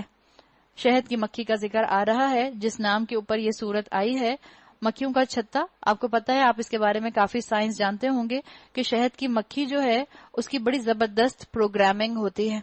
شہد کی مکھی جو اپنا ہائیو بناتی ہے، بی ہائیو، اس کی شیپ پرفیکٹ ہیگزاگون ہوتی ہے، اور سائنس بتاتی ہے کہ کسی چیز کے سٹوریج کے لیے، لیکوڈ ٹائپ چیز کے سٹوریج کے لیے ہیگزاگون شیپ جو ہے وہ سب سے پرفیکٹ اور میکسیمم سپیس پرووائڈ کرتی ہے۔ تو اللہ نے اس کو ایسی پروگرامنگ دی ہے۔ پھر آپ دیکھیں گے جو شہد کی مکھی ہے یہ اپنا شہد خود استعمال نہیں کرتی، زندگی بھر شہد بناتی ہے اور اس کے بعد اس شہد کو میرے اور آپ کے لیے چھوڑ دیتی ہے۔ تو اسلام کا مزاج بھی یہی ہے، اسلام کا مزاج دینے والا ہے، لینے والا نہیں ہے۔ اسلام کا مزاج دینے والا ہے، اور اس مکھی کے اندر سے رنگ برنگ کا ایک شربت نکلتا ہے جس میں شفا ہے لوگوں کے لیے۔ یقیناً اس میں بھی ایک نشانی ہے ان لوگوں کے لیے جو غور و فکر سے کام کرتے ہیں۔ یہاں پر آپ جب اس کی عربی پڑھیں گی تو آپ کو پتا چلے گا کہ یہاں پر فیمیل کانجوگیشن استعمال ہوا ہے، فیمیل کی ضمیر پروناؤن استعمال ہوئی ہے ہا کی. آج سائنس نے بتایا ہے کہ شہد کی مکھی کی 3 کیٹیگریز ہوتی ہیں. ایک اس کے اندر ہوتے ہیں میل ڈرونز، ایک ہوتی ہے اس میں کوئین، اور تیسری کیٹیگری ہوتی ہے فیمیل ورکرز کی جو اصل میں شہد بناتے ہیں. ان میں سے میل ڈرون کا کام صرف یہ ہوتا ہے کہ یہ کوئین کو جو ہے فرٹیلائز کرتے ہیں. کوئین صرف اور صرف انڈے دیتی ہے، اور جو فیمیل ورکرز ہیں یہ ساری محنت کرتی ہیں، پولن اکٹھا کرتی ہیں، پولن سے ان کا شہد بنتا ہے، اپنے پروں سے اس کو ٹھنڈا کرتی ہیں، وہ ویکس کی شکل میں آتا ہے، اور سارا یہ جو ہائیو بنتا ہے یہ سب انہی کا کام ہوتا ہے. اور دیکھو اللہ نے تم کو پیدا کیا، پھر وہ تم کو موت دیتا ہے، اور تم میں سے کوئی بدترین عمر کو پہنچا دیا جاتا ہے تاکہ سب کچھ جاننے کے بعد پھر کچھ نہ جانے. حق یہ ہے کہ اللہ ہی علم میں کامل ہے اور قدرت میں بھی. اللہ تعالیٰ نے بتا دیا کہ ارذل العمر سے جو ہے وہ پناہ مانگنی چاہیے. رسول اللہ صلی اللہ علیہ وسلم نے بھی اپنی احادیث میں مسنون دعاؤں میں ارذل العمر سے پناہ مانگی ہے، یعنی ایسی عمر جس میں انسان اپنے بچپن کی طرف لوٹ جاتا ہے، تو ایسی عمر سے پناہ مانگے. لیکن اگر کسی کے والدین اس عمر پر پہنچ جاتے ہیں، ہیومن ویجیٹیبل بن جاتے ہیں، کومے میں ہیں، پیرالائزڈ ہیں، بیڈ ریڈن ہیں، خود چل پھر نہیں سکتے، خود کھا پی نہیں سکتے، تو ہم کیا کریں؟ ہم ان کو دیکھ کر کراہیت کا اظہار کریں؟ ہم ان کو اگنور کریں؟ ہم صرف ان کو نرسز کے اوپر چھوڑ دیں؟ ہم صرف ان کو میل سٹاف کے اوپر چھوڑ دیں؟ ان کی خدمت کریں. اگر آپ کو ایسے والدین اپنے گھر میں ملتے ہیں تو ان کی خدمت کریں. یاد رکھیں وہ چند دن کے مہمان ہیں. انسان کے اوپر شیطان اس چیز کو بہت بھاری کر دیتا ہے کہ جس دور میں ماں باپ بیمار ہوں اور بڑھاپے میں ہوں اور ان کی خدمت کا انسان کو موقع مل رہا ہو، شیطان کہتا ہے کیا مصیبت ہے، میرے اتنے امپورٹنٹ کام ہیں، وہ سارے کام چھوڑ کر میں ان کی خدمت کرتا ہوں. یہ شیطان کرواتا ہے. اور حقیقت ہے کہ کتنے دن ماں باپ زندہ رہ لیں گے؟ اگر ان کی عمر 80 سال ہو گئی ہے، اگر ان کی عمر 70 پلس ہو گئی ہے، اگر ان کی عمر 90 سال ہو گئی ہے، بیمار بھی ہیں، کتنا رہ لیں گے؟ خدمت کریں. خدمت میں عظمت ہے. آپ آج جو خدمت کریں گی اپنے والدین کی، کل آپ کی اولاد آپ کی خدمت کرے گی. اور اگر آپ کی اولاد نے آپ کی خدمت نہ بھی کی، چلے ہمیں یہ اجر بھی نہیں چاہیے، اگر ہماری اولاد نے ہماری خدمت نہ بھی کی، تب بھی جو ماں باپ کی خدمت کر کے انسان دعائیں سمیٹتا ہے، ان دعاؤں کی برکت انسان اپنی زندگی میں ہمیشہ محسوس کرتا رہتا ہے. اس لیے کہ جس طرح اولاد کے لیے ماں باپ دعائیں دیتے ہیں اور دنیا میں کوئی اس طرح کسی دوسرے انسان کے لیے دعا نہیں کر سکتا. تو ان کی خدمت کریں، احسان مت جتائیں، ان کی قدر کریں، ان کی قدر مت کھو دیں. وہ آپ کے لیے جنت کا ایک دروازہ ہے. اور دیکھو اللہ نے تم میں سے بعض کو بعض پر رزق میں فضیلت عطا کی ہے. پھر جن لوگوں کو یہ فضیلت دی گئی ہے وہ ایسے نہیں ہیں کہ اپنا رزق اپنے غلاموں کی طرف پھیر دیا کرتے ہوں تاکہ دونوں اس رزق میں برابر کے حصے دار بن جائیں. تو کیا اللہ ہی کا احسان ماننے سے ان لوگوں کو انکار ہے؟ وہ اللہ ہی ہے جس نے تمہارے لیے تمہاری ہم جنس بیویاں بنائیں، اور اسی نے ان بیویوں سے تمہیں بیٹے پوتے عطا کیے اور اچھی اچھی چیزیں تمہیں کھانے کو دیں. اللہ تعالیٰ عورتوں کے بیہاف پر بات کر رہا ہے کہ اے مردو، عورتوں کا بھی احسان مانو کہ انہوں نے تمہیں اولادیں دی، اور اللہ کا بھی احسان مانو. پھر کیا یہ لوگ سب کچھ دیکھتے اور جانتے ہوئے بھی باطل کو مانتے ہیں؟ افبالباطل یؤمنون وبنعمت اللہ ہم یکفرون. اور اللہ کے احسان کا انکار کر دیتے ہیں. بیویوں کی قدر کرائی جا رہی ہے کہ کتنی محنت کر کے، کتنی وہ مشقت اٹھا کر تمہارے لیے اولاد پیدا کرتی ہیں. تو مردوں سے کہا کہ ان کی دل جوئی کرو، جب وہ پریگننٹ ہوں تو ان کو اگنور نہ کرو، جب ان کے اوپر اسٹریچ مارکس آ جائیں تو تم ان کو باتیں مت سناؤ، ان کی قدر کرو. تمہارے لیے، تمہاری نسل کو آگے بڑھانے کے لیے انہوں نے اپنے آپ کو اس مشکل میں ڈالا ہے. اور اللہ کو چھوڑ کر ان کو پوچھتے ہیں جن کے ہاتھوں میں نہ آسمانوں سے انہیں کچھ بھی رزق دینا ہے اور نہ زمین سے، اور نہ یہ کام وہ کر ہی سکتے ہیں. بس اللہ کے لیے مثالیں نہ گھڑو، اللہ جانتا ہے تم نہیں جانتے. یعنی بتا دیا گیا کہ مین میڈ لاس کے پیچھے خاندان کو مت چلاؤ، تمہیں کبھی سکون نہیں ملے گا.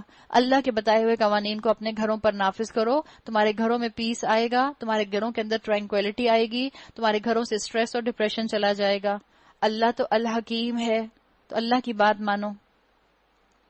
جہاں تک بات ہے نا یہ کہنا کہ اللہ جو ہے یا علم اللہ جانتا ہے، اللہ الحکیم ہے، اللہ العلیم ہے، یہ نام تو ہم اللہ کے لیے کہہ سکتے ہیں، یا ہم کہتے ہیں اللہ شفا دینے والا ہے، لیکن اللہ شافع ہے یہ تو کہہ سکتے ہیں، لیکن یہ نہیں کہہ سکتے اللہ ڈاکٹر ہے۔ اسکالر اس کے لیے منع کرتے ہیں کہ آپ یہ مت کہیں اللہ ڈاکٹر ہے، اگر آپ نے یہ کہا تو یہ شرک ہو جائے گا۔ اللہ کے لیے ان صفات کو نہ استعمال کیا جائے جو صفات انسانوں کی ہیں۔ جہاں الفاظ کی محدودیت ہے وہاں ہمارا بہرحال بس نہیں چلتا، اس لیے کہ ہماری الفاظ کی لمیٹیشن ہے۔ بعض دفعہ ہم جو صفت کسی انسان کی بتا رہے ہوتے ہیں اسی الفاظ میں اسی صفت کو ہم اللہ کی ڈیفائن کر رہے ہوتے ہیں، وہ ہماری مجبوری ہے۔ مثال کے طور پر ایک انسان جو علم والا ہے اس کو ہم کہتے ہیں یہ علم والا ہے، ہم اسے کہتے ہیں علامہ ہے۔ اللہ کے لیے ہم کہتے ہیں اللہ علیم ہے، اللہ سب کچھ جاننے والا ہے، ہمیشہ سے جاننے والا تھا، ہمیشہ جاننے والا رہے گا، العلیم۔ اور انسانوں کو ہم کہتے ہیں علامہ، بہت زیادہ جاننے والا۔ تو بہرحال یہ الفاظوں کی، لینگویج کی لمیٹیشن ہے کہ ہمیں کبھی کبھی وہ الفاظ استعمال کرنے پڑتے ہیں جن الفاظ کو ہم اللہ کے لیے استعمال کر رہے ہوتے ہیں، لیکن جہاں پر آپ کے پاس آپشن ہے وہاں آپ اس طرح کے الفاظ استعمال نہ کریں۔ اللہ ایک مثال دیتا ہے، اس لیے اللہ نے کہا کہ بس اللہ کے لیے ایسی مثالیں نہ گھڑو، اس چیز کے لیے ذہن میں رکھیں۔ اللہ ایک مثال دیتا ہے، ایک تو ہے غلام جو دوسرے کا مملوک ہے اور خود کوئی اختیار نہیں رکھتا، دوسرا شخص ایسا ہے جسے ہم نے اپنی طرف سے رزق عطا کیا ہے اور وہ اس میں سے کھلے اور چھپے خوب خرچ کرتا ہے۔ بتاؤ کیا یہ دونوں برابر ہیں؟ الحمدللہ بل اکثرہم لا یعلمون، الحمدللہ مگر اکثر لوگ اس بات کو نہیں جانتے۔ جب دنیا میں دو انسان برابر نہیں ہو سکتے، جو اندھا ہو یا جو آنکھوں والا ہو، تو بندہ اللہ کے برابر کیسے ہو سکتا ہے؟ بندہ تو اللہ کا غلام ہے، اللہ رب ہے۔ اللہ ایک اور مثال دیتا ہے، دو آدمی ہیں، ایک گونگا بہرا ہے، کوئی کام نہیں کر سکتا، اپنے آقا پر بوجھ بنا ہوا ہے، جدھر بھی وہ اسے بھیجے کوئی بھلا کام اس سے بن نہ پائے۔ دوسرا شخص ایسا ہے کہ انصاف کا حکم دیتا ہے، خود راہ راست پر قائم ہے۔ بتاؤ کیا یہ دونوں یکساں ہیں؟ یعنی اس میں علماء کہتے ہیں کہ مثال کی دی گئی کہ دیکھو کہ ایک شریعت کا پابند ہے، ایک خواہشات کا پابند ہے، تو کون زیادہ خوش قسمت ہوگا، شریعت کا پابند یا خواہشات کا پابند؟ تم خود اندازہ کر سکتے ہو۔ اور زمین و آسمان کے پوشیدہ حقائق کا علم تو اللہ ہی کو ہے۔ وہ قیامت کے برپا ہونے کا معاملہ کچھ دیر نہ لے گا مگر بس اتنی کہ جس میں آدمی کی پلک جھپک جائے، بلکہ اس سے بھی کچھ کم۔ حقیقت یہ ہے کہ اللہ سب کچھ کر سکتا ہے۔ اللہ پر ایمان رکھو اور اپنے معاشرے کے اندر ان رسموں کو، ان طریقہ کار کو، ان سنتوں کو زندہ کرو جن کے اندر ظلم نہیں ہے، جو ظالمانہ رسمیں نہیں ہیں، جو illogical سینسلیس رسمیں نہیں ہیں۔ اللہ نے تم کو تمہاری ماؤں کے پیٹوں سے نکالا، واللہ اخرجکم من بطون امہاتکم، اس حالت میں کہ تم کچھ نہیں جانتے تھے۔ اللہ نے ماں کی قدر کرنا سکھائی۔ اللہ نے یہ نہیں کہا اللہ نے تم کو پیدا کیا، اللہ نے ماں کی قدر کی۔ اللہ نے کہا اللہ نے تم کو ماؤں کے پیٹوں سے نکالا، اس نے تمہیں کان دیے، آنکھیں دیں، سوچنے والے دل دیے، اس لیے کہ تم شکر گزار بنو۔ عورتوں کو بھی بتا دیا گیا کہ عورتوں اپنی اولاد کی ناشکری نہ کرنا، کہ بیٹی ہے تو اسے قتل کر دو، بیٹی ہے تو اس کو ابارٹ کر دو، بیٹی ہے تو اس کی ٹرمینیشن کرا دو۔ دیکھو اللہ نے تم کو صحیح سلامت صحت مند اولاد دی ہے، اللہ کی کتنی بڑی نعمت ہے۔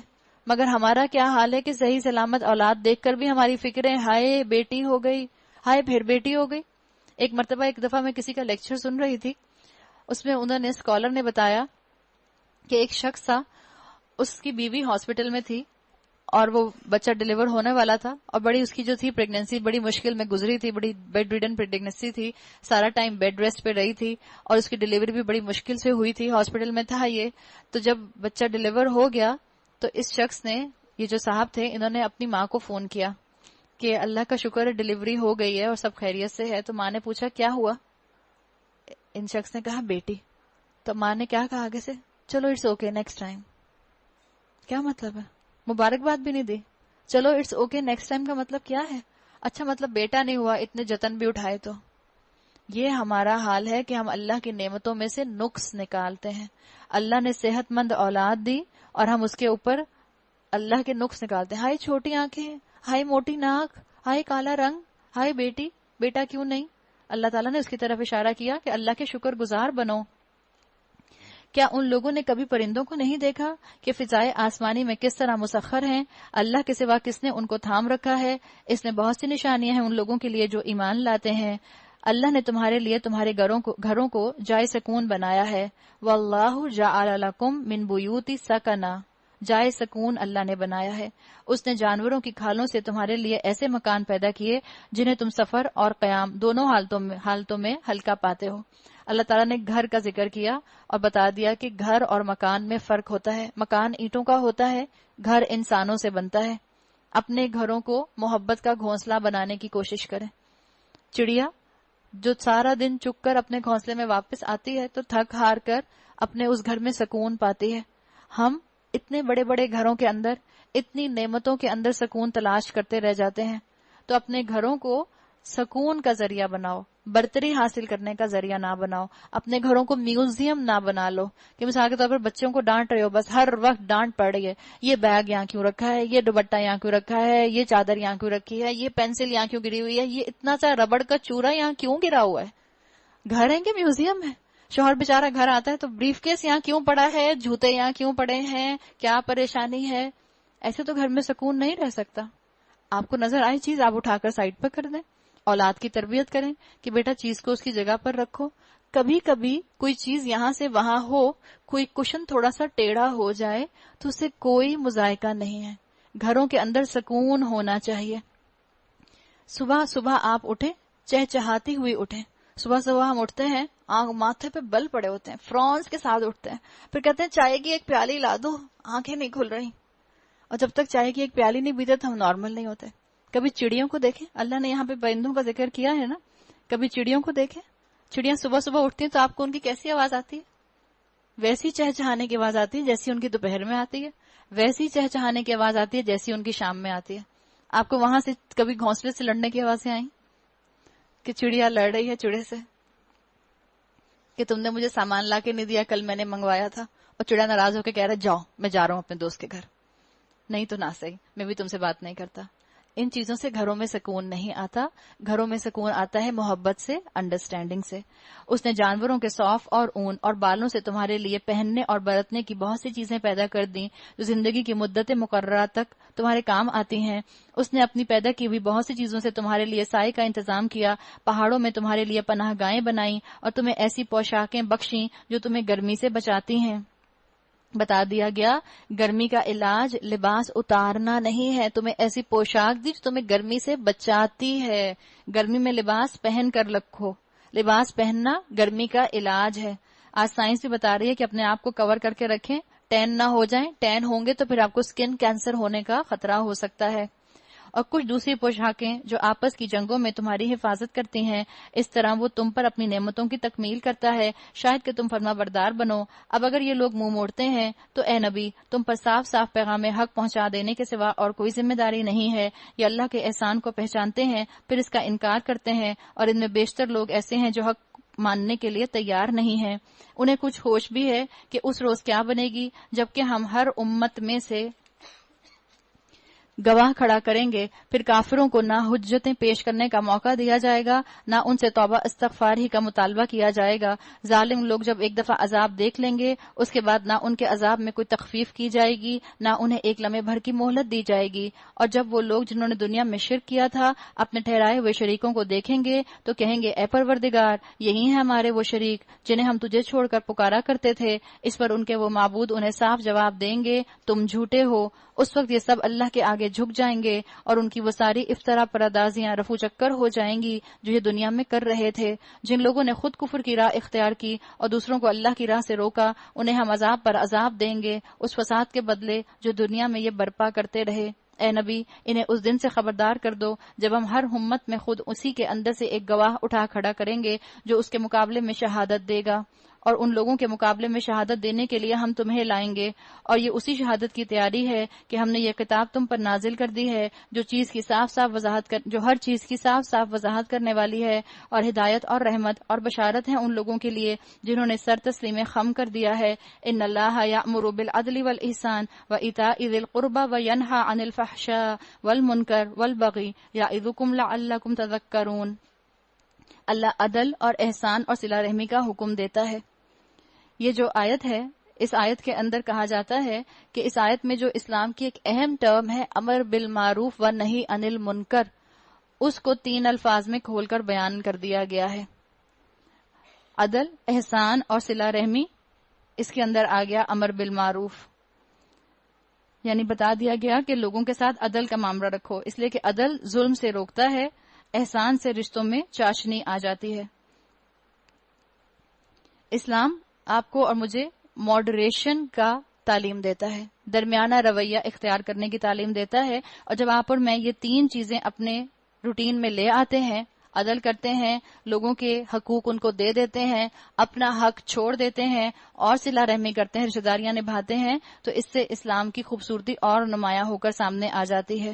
ایک صحابی جن کا نام آتا ہے عثمان بن معزون، اسی آیت کو، آیت نمبر 90 کو سن کر ایمان لے آئے تھے، جس کے اندر یہ اس طرح سے اللہ تعالیٰ نے بیان کیا ہے۔ تو یہاں بتا دیا گیا کہ لوگوں کی توقعات تم پوری کرو، لوگوں سے اپنی توقعات پوری کرانے کی فکر نہ کرو، اور کیا کرو، اور بدی اور بے حیائی اور ظلم و زیادتی سے منع کرتا ہے۔ یہ چیز یہاں پر نہی عن المنکر کی کھول دی گئی۔ وہ تمہیں نصیحت کرتا ہے تاکہ تم سبق لو، اللہ کے عہد کو پورا کرو جبکہ تم نے اس سے کوئی عہد باندھا ہو، اپنی قسمیں پختہ کرنے کے بعد توڑ نہ ڈالو جبکہ تم اللہ کو اپنے اوپر گواہ بنا چکے ہو، اللہ تمہارے سب افعال سے باخبر ہے، تمہاری حالت اس عورت کی سی نہ ہو جائے جس نے آپ ہی محنت سے سود کاتا اور پھر آپ ہی اسے ٹکڑے ٹکڑے کر ڈالا۔ تم اپنی قسموں کو آپس کے معاملات میں مکر و فریب کا ہتھیار بناتے ہو تاکہ ایک قوم دوسری قوم سے بڑھ کر فائدے حاصل کرے، حالانکہ اللہ اس عہد و پیمان کے ذریعے سے تم کو آزمائش میں ڈالتا ہے، اور ضرور وہ قیامت کے روز تمہارے تمام اختلافات کی حقیقت تم پر کھول دے گا۔ اگر اللہ کی مشیت یہ ہوتی کہ تم میں کوئی اختلاف نہ ہو تو وہ تم سب کو ایک ہی امت بنا دیتا، مگر وہ جسے چاہتا ہے گمراہی میں ڈالتا ہے اور جسے چاہتا ہے راہ راست دکھاتا ہے، اور ضرور تم سے تمہارے اعمال کی باز پرس ہوگی۔ یعنی اللہ تعالیٰ تمہارے سارے اعمال کو ریکارڈ کر رہے ہیں، بھول مت جانا، اگر پکڑ نہیں آ رہی تو یہ نہ سمجھنا کہ ریکارڈ بھی نہیں ہو رہے۔ اور اے مسلمانوں، تم اپنی قسموں کو آپس میں ایک دوسرے کو دھوکہ دینے کا ذریعہ نہ بنا لینا، کہیں ایسا نہ ہو کہ کوئی قدم جمنے کے بعد اکھڑ جائے اور تم اس جرم کی پاداش میں کہ تم نے لوگوں کو اللہ کی راہ سے روکا برا نتیجہ دیکھو اور سزا بھگتو۔ مسلمانوں کو مثالی طرز عمل اختیار کرنے کی ہدایات کی جا رہی ہیں کہ تم وعدہ خلافی نہ کرو۔ تمہارا برا طرز عمل اگر ہوگا تو اور لوگ تمہیں دیکھ کر دین سے دور ہو جائیں گے۔ اللہ کے عہد کو تھوڑے سے فائدے کے بدلے نہ بیچ ڈالو، جو کچھ اللہ کے پاس ہے وہ تمہارے لیے زیادہ بہتر ہے اگر تم جانو، یعنی جو عہد کرو اس کو پورا کرو، اخلاقی طور پر اپنا دین نہ بیچ دینا۔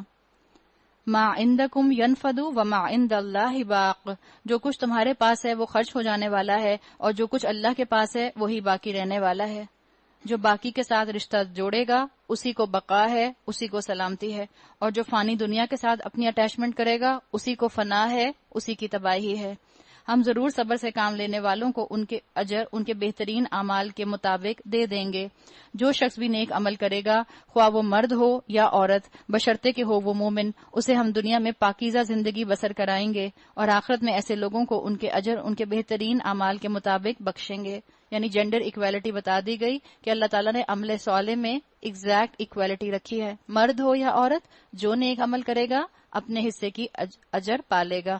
پھر جب تم قرآن پڑھنے لگو، فَإِذَا قَرَأْتَ الْقُرْآنَ فَاسْتَعِذْ بِاللَّهِ مِنَ الشَّيْطَانِ الرَّجِيمِ، تو شیطان رجیم سے اللہ کی پناہ مانگ لیا کرو۔ یہاں پر آیا فَإِذَا قَرَأْتَ، اذا کا مطلب ہوتا ہے جب، عربی زبان میں ایک آتا ہے ان کا مطلب ہوتا ہے اگر۔ اللہ نے یہ نہیں کہا اگر تم قرآن پڑھو تو شیطان سے جو ہے اللہ کی پناہ میں آ جایا کرو، اللہ سے پناہ مانگ لیا کرو۔ اللہ نے کہا جب تم قرآن پڑھو۔ اسکالرز کہتے ہیں اس کے اندر اللہ کی ایکسپیکٹیشن ہے، اللہ کی محبت ہے، اللہ کی توقع ہے کہ اللہ کا بندہ قرآن پڑھے گا۔ جب قرآن پڑھو، شیطان سے اپنا معاملہ ایسا کر لو کہ اس کے مقابلے میں اللہ کی پناہ میں آ جاؤ، اس لیے کہ شیطان نہ صرف قرآن پڑھتے میں آپ کو اور مجھے نیند دلائے گا، نہ صرف مجھے اور آپ کو تھکائے گا، بلکہ آپ کو اور مجھے قرآن کی آیات کے مفہوم کو سمجھنے میں بھی غلطی کا شکار کرے گا، آپ کے اور میرے ذہن کو بھٹکا دے گا۔ اسے ان لوگوں پر تسلط حاصل نہیں ہوتا جو ایمان لاتے اور اپنے رب پر بھروسہ کرتے ہیں، اس کا زور تو انہی لوگوں پر چلتا ہے جو اس کو اپنا سرپرست بناتے اور اس کے بہکانے سے شرک کرتے ہیں، یعنی جو اپنے گھروں میں شیطانی آوازوں کو شامل رکھتے ہیں، جو اپنی جسمانی پاکیزگی کا احساس نہیں رکھتے، جب ہم ایک آیت کی جگہ دوسری آیت نازل کرتے ہیں اور اللہ بہتر جانتا ہے کہ وہ کیا نازل کرے، تو یہ لوگ کہتے ہیں کہ تم یہ قرآن خود گھڑتے ہو۔ اصل بات یہ ہے کہ ان میں سے اکثر لوگ حقیقت سے ناواقف ہیں۔ ان سے کہو کہ اسے تو روح القدس نے ٹھیک ٹھیک میرے رب کے طرف سے بتدریج نازل کیا ہے تاکہ ایمان لانے والوں کے ایمان کو پختہ کرے اور فرمانبرداروں کو زندگی کے معاملات میں سیدھی راہ بتائے اور انہیں فلاح اور سعادت کی خوشخبری دے۔ جو اس قرآن کو ہدایت کی نظر سے پڑھے گا، اسکالرز کہتے ہیں، اس کو ہدایت ضرور ملے گی، اس کو خوشخبریاں ضرور ملیں گی۔ ہمیں معلوم ہے یہ لوگ تمہارے متعلق کہتے ہیں کہ اس شخص کو ایک آدمی سکھاتا پڑھاتا ہے، حالانکہ ان کا اشارہ جس آدمی کی طرف ہے اس کی زبان عجمی ہے اور یہ صاف عربی زبان ہے۔ حقیقت یہ ہے کہ جو لوگ اللہ کی آیات کو نہیں مانتے، اللہ کبھی ان کو صحیح بات تک پہنچنے کی توفیق نہیں دیتا، اور ایسے لوگوں کے لیے دردناک عذاب ہے۔ جھوٹی باتیں نبی نہیں گھڑتا، بلکہ جھوٹ وہ لوگ گھڑ رہے ہیں جو اللہ کی آیات کو نہیں مانتے، وہی حقیقت میں جھوٹے ہیں۔ جو شخص ایمان لانے کے بعد کفر کرے، وہ اگر مجبور کیا گیا ہو، یعنی ٹارچر کیا گیا ہو کسی فارم میں، کوئی ناقابل برداشت مشقت اس نے اٹھائی ہو اور دل اس کا اطمینان پر مطمئن ہو، تب تو خیر۔ یعنی بتا یہ دیا گیا کہ کوئی ایسا موقع آ جائے کہ جس میں آپ کی جان جانے کا خطرہ ہو تو آپ کلمہ کفر کہہ سکتے ہیں، اس کی اجازت ہے۔ بہرحال عزیمت کا درجہ موجود بھی ہے، عزیمت کا درجہ بھی ہے کہ کلمہ کفر نہ کہا جائے اور شہادت کی موت جو ہے اس کو گلے سے لگا لیا جائے، اور اجازت بھی ہے، رخصت بھی ہے کہ چاہو تو کلمہ کفر کہہ کے اپنی جان بچا سکتے ہو۔ مگر جس نے دل کی رضامندی سے کفر کو قبول کر لیا اس پر اللہ کا غضب ہے، اور ایسے سب لوگوں کے لیے بڑا عذاب ہے۔ یہ اس لیے کہ انہوں نے آخرت کے مقابلے میں دنیا کی زندگی کو پسند کر لیا، اور اللہ کا قاعدہ ہے کہ وہ ان لوگوں کو راہ نجات نہیں دکھاتا جو اس کی نعمت کا کفران کریں۔ جب عمل صالح کرنے سے خاندان والے جو ہیں وہ آپ سے کٹتے ہیں تو کمزور ایمان والوں کے قدم ڈگمگا جاتے ہیں، اور وہ سوچتے ہیں کہ بھئی دنیا بناؤ، آخرت کس نے دیکھی ہے؟ اللہ بڑا رحم دل ہے، اللہ کو پتہ ہے میرے خاندان والے بڑے سخت ہیں، اللہ کو پتہ ہے میرے خاندان والے بالکل بھی میرے ساتھ سپورٹیو نہیں ہیں، اللہ کو پتہ ہے کہ میں نے کمپرومائز تھوڑی کیا ہے، یہ تو میں اپنے خاندان کے اندر سکون قائم کرنے کے لیے کر رہی ہوں۔ وہ انداز کفران نعمت ہو گیا۔ یہ وہ لوگ ہیں جن کے دلوں اور کانوں اور آنکھوں پر اللہ نے مہر لگا دی ہے، یہ غفلت میں ڈوب چکے ہیں، ضرور ہے کہ آخرت میں یہی خسارے میں رہیں، بخلاف اس کے جن لوگوں کا حال یہ ہے کہ جب ایمان لانے کی وجہ سے وہ ستائے گئے تو انہوں نے گھر بار چھوڑ دیے، ہجرت کی، راہ خدا میں سختیاں جھیلیں اور صبر سے کام لیا۔ یعنی ہر مرتبہ لوگ آسانی سے اسلام قبول کر لیں تو اچھا، لیکن بہرحال آپ کو ہجرت کے موقع آئیں گے۔ آسانی سے اسلام قبول کرنے کا مطلب کیا؟ ادھر آپ نے قرآن پڑھا، ادھر آپ نے اپنی زندگی میں تبدیلیاں کرنا شروع کی، ادھر آپ کا خاندان سپورٹیو ہو گیا، ایسا بھی ممکن ہے، لیکن بہرحال ہجرت کے موقع آئیں گے، اور جس نے ہجرت کی اللہ اس کا اجر جو ہے اس کو برابر برابر دے دے گا۔ سختیاں جھیلی، جس نے اپنے آپ کو اپنی کمفرٹ زون سے نکالا۔ جب بھی کمفرٹ زون سے نکلیں گے تو سمجھیں گے آپ کے اوپر سخت وقت آئے گا، آپ کو اسٹرگل کرنی پڑے گی۔ تو اللہ نے کہا ان ربک من بعدھا لغفور الرحیم، اللہ اس کے بعد تیرا رب جو ہے غفور اور رحیم ہے، ان چیزوں کے بعد غفور رحیم ہے، پھر تم اس سے معافی ایکسپیکٹ کرنا۔ ان سب کا فیصلہ اس دن ہوگا جبکہ ہر متنفس اپنے ہی بچاؤ کی فکر میں لگا ہوا ہوگا، اور ہر ایک کو اس کے کیے کا بدلہ پورا پورا دیا جائے گا، اور کسی پر ذرہ برابر ظلم نہ ہونے پائے گا۔ اللہ ایک بستی کی مثال دیتا ہے، کانٹیکس میں مکہ ہے، اور ورنہ reference to context to whom it may concern جو بھی اس میں آ جائے۔ وہ امن اور اطمینان کی زندگی بسر کر رہی تھی، ہر طرف سے اس کو بافراغت رزق پہنچ رہا تھا کہ اس نے اللہ کی نعمتوں کا کفران شروع کر دیا۔ کہیں یہ کراچی والے تو نہیں ہیں؟ بہت نعمتیں تھیں، بہت فیسلٹیز تھیں، بڑی پروگرس تھی، لیکن پھر اللہ کی نعمتوں کا کفران شروع کر دیا۔ اپنے ارد گرد ہم ذرا خود اپنے حالات کا جائزہ لے لیں اور ہم خود دیکھ لیں کہ کیا ہم اس عنوان کے انڈر تو نہیں آ رہے۔ تب اللہ نے اس کے باشندوں کو ان کے کرتوتوں کا یہ مزہ چکھایا کہ بھوک اور خوف کی مصیبتیں ان پر چھا گئیں۔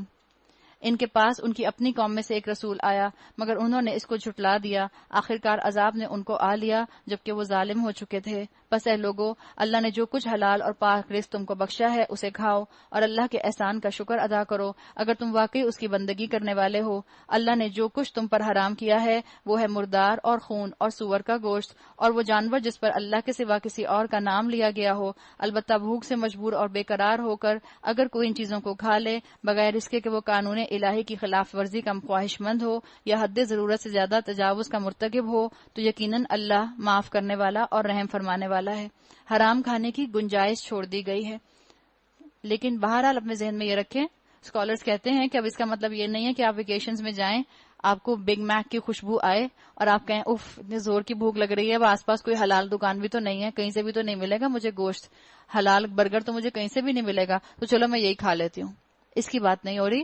جہاں جان جانے کا خطرہ ہو تو جان بچانے کے لیے چند نوالے کھائے جا سکتے ہیں، پیٹ بھر کر پورا سیر ہو کر نہیں کھایا جا سکتا، صرف جان بچانے کے لیے، ویکیشنز کی بات نہیں ہے۔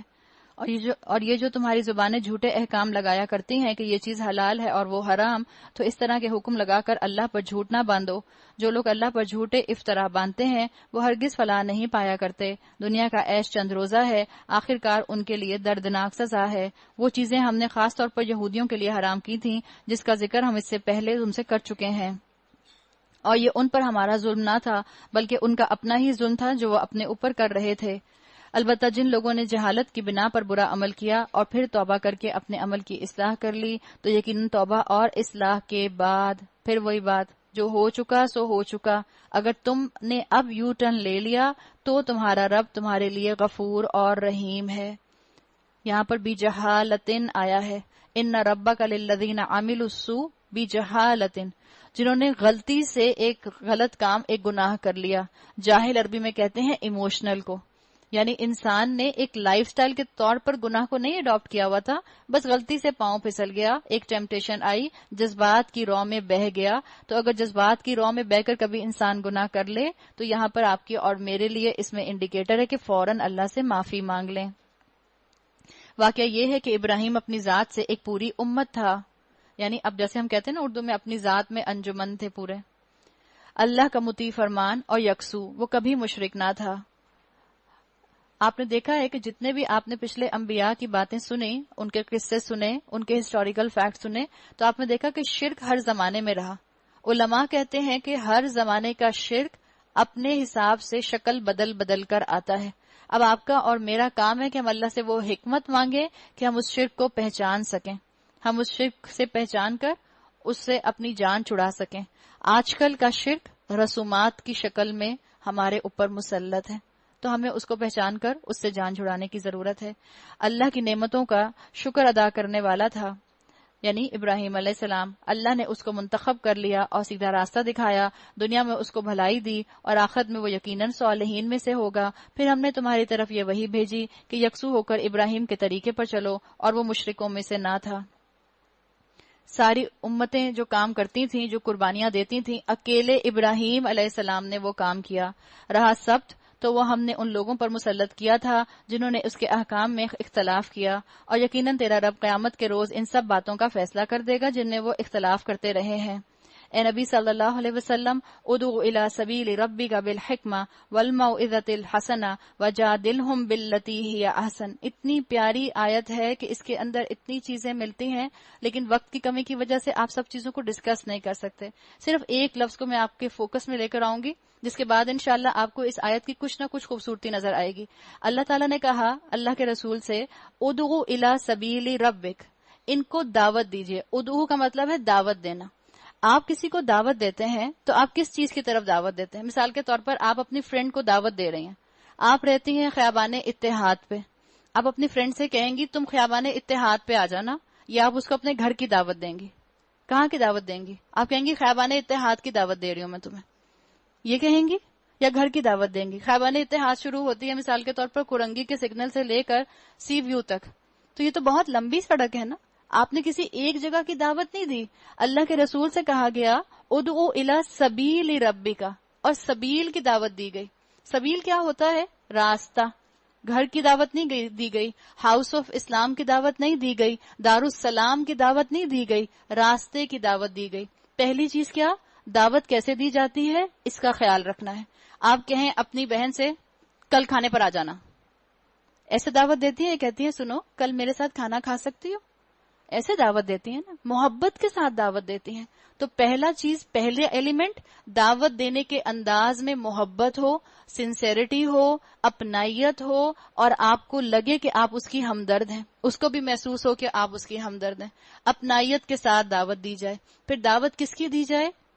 اللہ نے کہا الی سبیل ربک, اللہ کے راستے کی دعوت دو. اللہ کا راستہ صراط مستقیم کئی سٹیجز کا ہو سکتا ہے, کتنا بھی لمبا ہو سکتا ہے. مثال کے طور پر آپ خیابان اتحاد کو پھر ذہن میں لے آئیے. خیابان اتحاد 5 کلومیٹر کے بعد بھی ہو سکتی ہے, 10 کلومیٹر کے بعد بھی ہو سکتی ہے, ہو سکتا ہے 12 کلومیٹر کے بعد بھی وہ خیابان اتحاد ہی ہو. تو جو اللہ کے راستے پر آ جائے, بس سمجھ لیں آپ نے اپنا کام کر دیا. ایک دفعہ اللہ کے بندوں کو اللہ کے راستے پر ڈال دیں. اب سختی مت کریں ان کے ساتھ کہ تم تو آ ہی نہیں رہے ہو, تم تو عمل ہی نہیں کر رہے ہو, تم تو یہ غلطی کر رہے ہو. اور اپنا معاملہ کیا رکھیں, آگے سے آگے بڑھتے رہیں, آگے سے آگے بڑھتے رہیں. تو اللہ تعالیٰ کے رسول کے ذریعے حکم دیا گیا کہ ان کو اللہ کے راستے کی طرف دعوت دو. اور کیسے؟ حکمت کے ساتھ اور موعظہ کے ساتھ. موعظہ کہتے ہیں, واعظ کہتے ہیں عربی میں ایسی نصیحت جو بہت ہی محبت کے ساتھ کی جائے, جو بہت ہی اپنائیت کے ساتھ کی جائے. اور اگر کبھی بحث کا موقع آ جائے, کنٹیجنسی پلان بتا دیا. اگر کبھی ایسا موقع آ جائے کہ بحث کا معاملہ ہو جائے تو کیسے مباحثہ کرو؟ بہترین طریقے کے ساتھ. آپ صلی اللہ علیہ وسلم نے فرمایا یسروا ولا تعسروا بشروا ولا تنفروا. خوشخبریاں دو, لوگوں کو پریشان نہ کرو, آسانیاں پیدا کرو, لوگوں کے لیے تنگی نہ کرو. تمہارا رب ہی زیادہ بہتر جانتا ہے کون اس کی راہ سے بھٹکا ہوا ہے اور کون راہ راست پر ہے. اگر تم لوگ بدلہ لو تو بس اسی قدر لے لو جس قدر تم پر زیادتی کی گئی ہو, لیکن اگر تم صبر کرو تو یقیناً یہ صبر کرنے والوں کے حق میں بہتر ہے. یعنی بتا دیا گیا کہ اگر تمہیں بدلہ لینے کا کبھی موقع آئے تو پھر بدلہ کیسے لینا؟ اتنا ہی بدلہ جتنی کہ تم پر زیادتی کی گئی ہے. لیکن احادیث میں آتا ہے کہ جب مظلوم بدلہ لینے پر آتا ہے تو زیادہ تر وہ ظلم کر جاتا ہے. تو بہتر ہے کہ تم معاف کر دو, درگزر کر دو, عفو و درگزر سے کام لو. وَاصْبِرْ مَا صَبْرُكَ إِلَّا بِاللَّهِ, اے نبی صلی اللہ علیہ وسلم صبر سے کام کیے جاؤ, اور تمہارا یہ صبر اللہ ہی کی توفیق سے ہے. ان لوگوں کی حرکات پر رنج نہ کرو اور نہ ان کی چال بازیوں پر دل تنگ ہو. ان اللہ مع الذین اتقوا والذین هم محسنون, اللہ ان لوگوں کے ساتھ ہے جو تقوی سے کام لیتے ہیں اور احسان پر عمل کرتے ہیں. یعنی تبلیغ کے راستے میں بے صبری بگاڑ پیدا کرتی ہے. محبت کے ساتھ لوگوں کو اللہ کی کتاب کی طرف بلاؤ, لوگوں کو اپنائیت کے ساتھ اللہ کی کتاب کی طرف بلاؤ, لوگوں کو انسینٹیو دو, لوگوں کو طریقے سکھاؤ کہ اس کتاب کی طرف آنے کے کتنے طریقے ہیں, آپ اس کتاب کے اندر سمجھ کے لیے کتنے اینگل سے آ سکتی ہیں. تو اللہ تعالیٰ نے بتا دیا کہ اگر لوگوں کو دعوت دینی ہے تو پریشان ہوئے بغیر دعوت دو. عین ممکن ہے کہ لوگ تمہاری بات کا انکار کریں, عین ممکن ہے لوگ تمہاری دعوت کو ریجیکٹ کر دیں. تمہارا کام ہے بتاتے جانا, اور اپنے ذہن میں ایک اصول رکھیں ہمیشہ بتانے والا, کیا؟ You can convey but you cannot convince. آپ کا کام ہے بتاتے جانا, کوئی کنونس ہوتا ہے یا نہیں یہ میرا اور آپ کا پریشانی کا معاملہ نہیں ہونا چاہیے. پارہ نمبر 15 سورہ بنی اسرائیل, مکی سورت ہے. سورہ بنی اسرائیل کے اندر آپ صلی اللہ علیہ وسلم کے معراج کے سفر کا جو تھا اس کا واقعے کا تھوڑا سا ہنٹ ملتا ہے. جو معراج کا سفر تھا اس کو 2 حصوں میں تقسیم کیا جاتا ہے. معراج کا سفر جو آپ صلی اللہ علیہ وسلم کا زمینی حصہ تھا اس کو اسراء کہا جاتا ہے. اس اسراء کا ذکر جو ہے بنی اسرائیل میں آتا ہے. اور جو آپ کا دوسرا معراج کا سفر تھا جس کو معراج کہا جاتا ہے, آسمانی سفر کا حصہ, وہ سورہ نجم کے اندر آتا ہے. بسم اللہ الرحمن الرحیم. سبحان الذی اسری بعبدہ لیلا من المسجد الحرام الی المسجد الاقصی الذی بارکنا حولہ لنریہ من آیاتنا انہ هو السمیع البصیر. پاک ہے وہ جو لے گیا ایک رات اپنے بندے کو مسجد حرام سے دور کی اس مسجد تک جس کے ماحول میں اس نے برکت دی ہے تاکہ اسے اپنی کچھ نشانیوں کا مشاہدہ کرائے. حقیقت میں وہی ہے سب کچھ سننے اور دیکھنے والا. تقریباً 25 صحابہ سے یہ واقعہ جو ہے آپ کو نیریشنز کے اندر ملتا ہے, اور 25 صحابہ سے مختلف تفصیلات کے ساتھ ملتا ہے, مختلف واقعات اس کے اندر ملتے ہیں. تو صحابہ نے مختلف اینگلز کور کیے ہیں. کسی کو رسول اللہ نے جو بتایا اس نے وہ لکھ لیا, جس کو رسول اللہ نے کچھ بتایا اس نے وہ لکھ لیا. اور یہاں ایک بات یہ ذہن میں رکھیے کہ اسکالرز بتاتے ہیں کہ آپ کو معراج خواب میں نہیں ہوئی تھی بلکہ آپ کی جسمانی معراج تھی. مثال کے طور پر اگر یہ خواب کے اندر معراج ہوئی ہوتی تو کفار مکہ کو اعتراض کرنے کی ضرورت بھی نہیں تھی. اگر میں آپ سے کہوں کہ میں کل رات خواب میں امریکہ گئی تھی تو کیا آپ کہیں گی مجھے کہ نہیں ہو ہی نہیں سکتا، آپ جا ہی نہیں سکتی؟ کوئی بھی نہیں کہے گا. آپ کہیں گے ٹھیک ہے آپ گئی تھی، کہہ رہی ہیں تو گئی ہوں گی خواب میں. میں کہوں میں جسمانی طور پر کل رات میں امریکہ گئی تھی اور میں کل دوپہر میں آپ کے ساتھ تھی 1 بجے میں آپ کے ساتھ تھی، رات میں امریکہ چلی گئی تھی اور اب میں واپس آ گئی ہوں، تو اب ہو سکتا ہے آپ کو میرے اوپر شک ہونا شروع ہو جائے. تو اللہ کے رسول صلی اللہ علیہ وسلم کی معراج جسمانی تھی. واقعہ معراج جو ہوا تھا یہ اس کی طرف اشارہ ہے. ہجرت مدینہ سے تقریباً 1 سال پہلے یہ واقعہ پیش آیا تھا اور یہاں پر آپ کے اس واقعے کے زمینی سفر کا حصہ بیان کیا گیا ہے. ہم نے اس سے پہلے موسیٰ کو کتاب دی تھی اور اسے بنی اسرائیل کے لیے ذریعہ ہدایت بنایا تھا. وَجَعَلْنَاهُ هُدًى، یہاں پر ہو کی جو ضمیر ہے یہ تورات کی طرف یا موسیٰ علیہ السلام کی طرف جا رہی ہے، اس تاکید کے ساتھ کہ میرے سوا کسی کو اپنا وکیل یعنی کارساز نہ بنانا. تم ان لوگوں کی اولاد ہو جنہیں ہم نے نوح کے ساتھ کشتی پر سوار کیا تھا اور نوح ایک شکر گزار بندہ تھا. پھر ہم نے اپنی کتابوں میں بنی اسرائیل کو اس پر متنبع کر دیا کہ تم 2 مرتبہ زمین میں فساد عظیم برپا کرو گے اور بڑی سرکشی دکھاؤ گے. بنی اسرائیل کے 2 عروج اور 2 زوال کا ذکر آپ کو اس صورت کے اندر ملتا ہے، یعنی انٹرمیٹنٹ 4 دور ان کے آئے تھے. آخر کار جب ان میں سے پہلی سرکشی کا موقع آیا تو اے بنی اسرائیل ہم نے تمہارے مقابلے میں اپنے ایک ایسے بندے کو اٹھایا ایسے بندے اٹھائے جو نہایت زور آور تھے اور تمہارے ملک میں گھس کر ہر طرف پھیل گئے. یعنی کیا تھا کہ انبیاء کی امتوں پر اللہ تعالیٰ ایسی نشانیاں بھیجا کرتا تھا تاکہ ان کو پتا چل جائے کہ ان کا نبی ان سے جو بات کہہ رہا ہے وہ حق کہہ رہا ہے. اور پھر ان کے اوپر کچھ ایسے معاملات آتے تھے، کچھ ایسی سختیاں آتی تھیں جن سختیوں کی وجہ سے اللہ ان کو موقع دیتا تھا کہ شاید کہ یہ پلٹ آئیں. یہی موقع اللہ تعالیٰ نے بنی اسرائیلیوں کو دیا. یہ ایک وعدہ تھا جسے پورا ہو کر ہی رہنا تھا. اس کے بعد ہم نے تمہیں ان پر غلبے کا موقع دے دیا. پھر اللہ تعالیٰ نے بنی اسرائیلیوں کو دوبارہ سے عروج دیا. اور کب دیا؟ جب بنی اسرائیلیوں نے اپنا تجدید ایمان کر لیا، اپنا ایمان کا ریوائیول کر لیا، اور تمہیں مال اور اولاد سے مدد دی اور تمہاری تعداد پہلے سے بڑھا دی. دیکھو تم نے بھلائی کی تو وہ تمہارے اپنے ہی لیے بھلائی تھی اور برائی کی تو وہ تمہاری اپنی ہی ذات کے لیے ثابت ہوئی. نبی اکرم صلی اللہ علیہ وسلم کے آنے سے پہلے بنی اسرائیلیوں پر 4 ادوار گزر چکے تھے، جن میں سے 2 عروج کے تھے اور 2 زوال کے تھے. جو پہلا عروج تھا بنی اسرائیلیوں کا وہ موسیٰ علیہ السلام کے 300 سال کے بعد ان کو نصیب ہوا تھا، جب انہوں نے یوشع بن نون کی قیادت میں جنگ لڑی تھی. اور پھر یہ ان کا عروج جو تھا یہ سلیمان علیہ السلام کی سلطنت تک رہا تھا. اس کے بعد سلیمان علیہ السلام کی بعد ان کا زوال شروع ہوا تھا. جب سلیمان علیہ السلام کا انتقال ہو گیا اس کے بعد ان کا زوال شروع ہوا تھا اور پھر اس کے بعد ان کی سلطنت کو 2 حصوں میں تقسیم کر دیا گیا. 2 حصوں میں یہ بٹ گئے تھے جس کا نام آتا ہے اسرا اور جوڈا. اس 2 میں تقسیم ہو گئے تھے. پھر تیسرا دور ان کا عروج کا آیا تھا میکبین پیریڈ. اس میکبین پیریڈ کے اندر ان کے بہت اللہ تعالیٰ نے نعمتیں دی اس لیے کہ انہوں نے تورات کو نافذ کیا تھا. اور چوتھا ان کے اوپر زوال جو آیا تھا وہ رومن امپائرز کی طرف سے آیا تھا. رومن امپائرز نے ان پر حملہ کر کے ان کو بالکل تباہ اور برباد کر دیا تھا. انہی 2 زوال اور عروج کی یہاں پر بات کی گئی ہے. پھر جب دوسرے وعدے کا وقت آیا، یعنی جب دوبارہ ان پر زمینی زوال آیا، تو ہم نے دوسرے دشمنوں کو تم پر مسلط کیا تاکہ وہ تمہارے چہرے بگاڑ دیں. اور یہ ان کا جو بگاڑ آیا تھا یہ رومیوں کے بگاڑ کی طرف اشارہ ہے، اس لیے کہ وہ بہت سخت ان کے اوپر سزا لے کر آئے تھے. اور مسجد میں اسی طرح گھس جائیں جس طرح پہلے دشمن گھسے تھے، اور جس چیز پر ان کا ہاتھ پڑے اسے تباہ کر کے رکھ دیں. اللہ نے ان کو سرکشی کی سزا کیا دی کہ غیر قوموں کو ان کے اوپر مسلط کر دیا.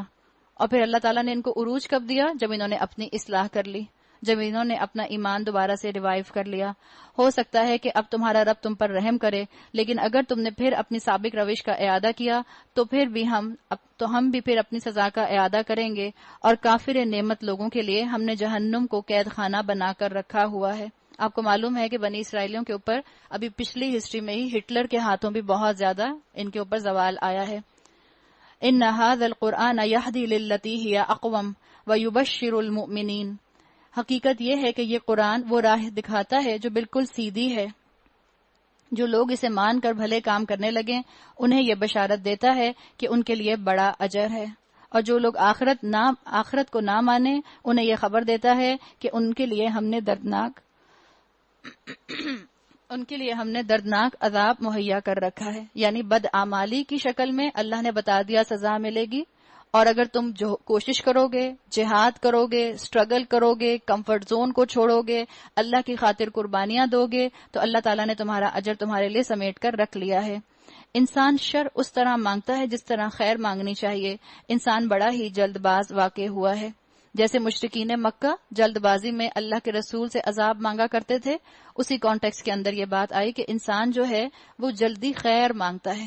حضرت عمر رضی اللہ عنہ کا واقعہ آتا ہے، حضرت عمر رضی اللہ عنہ کے دور میں اسلام عرب کے پیننسولا سے باہر نکل کر بہت پھیلا تھا، اور تقریباً آدھی دنیا کے اوپر مسلمانوں کی جو تھی حکومت آ گئی تھی، اس لیے مسلمانوں نے بہت فتوحات کی تھیں۔ ایک مرتبہ شام کے اندر حضرت عمر کو انوائٹ کیا گیا، اور شام میں بہت زیادہ امیر مسلمان رہتے تھے۔ وہاں پر حضرت عمر کے لیے اور آپ کے صحابہ کے لیے بہت لیوش کھانا، بہت لیوش میل تیار کیا گیا۔ حضرت عمر کو جب بلایا گیا کھانے کے لیے اور حضرت عمر دسترخوان پر آئے تو انہوں نے دسترخوان کو دیکھا اور انہوں نے پوچھا اور انہوں نے کہا کہ ہمارے بہت سے صحابہ بھوک اور فقر سے مرے ہیں اور ان کو ایسا کھانا کبھی نصیب نہیں ہوا۔ اس کے اوپر خالد بن ولید نے کہا کہ اے عمر، ان کے لیے تو جنت ہے، اولئک لہم الجنہ، عمر ان کے لیے تو جنت ہے، یعنی ان کے لیے تو جنت کے کھانے ہیں، آپ دنیا کی کھانوں کی کیوں فکر کر رہے ہیں کہ ان کو نہیں ملے؟ تو حضرت عمر نے اس کے اوپر کہا کہ کہیں ایسا تو نہیں ہے کہ اللہ نے ہمارے خیر کو، ہمارے طیبات کو ہمیں جلدی جلدی دے دیا ہے، دنیا میں ہی دے دیا ہے، اور آخرت میں ہمارے لیے کوئی حصہ نہیں ہے، اور رونا شروع ہو گئے اور کھانا کھانا چھوڑ دیا۔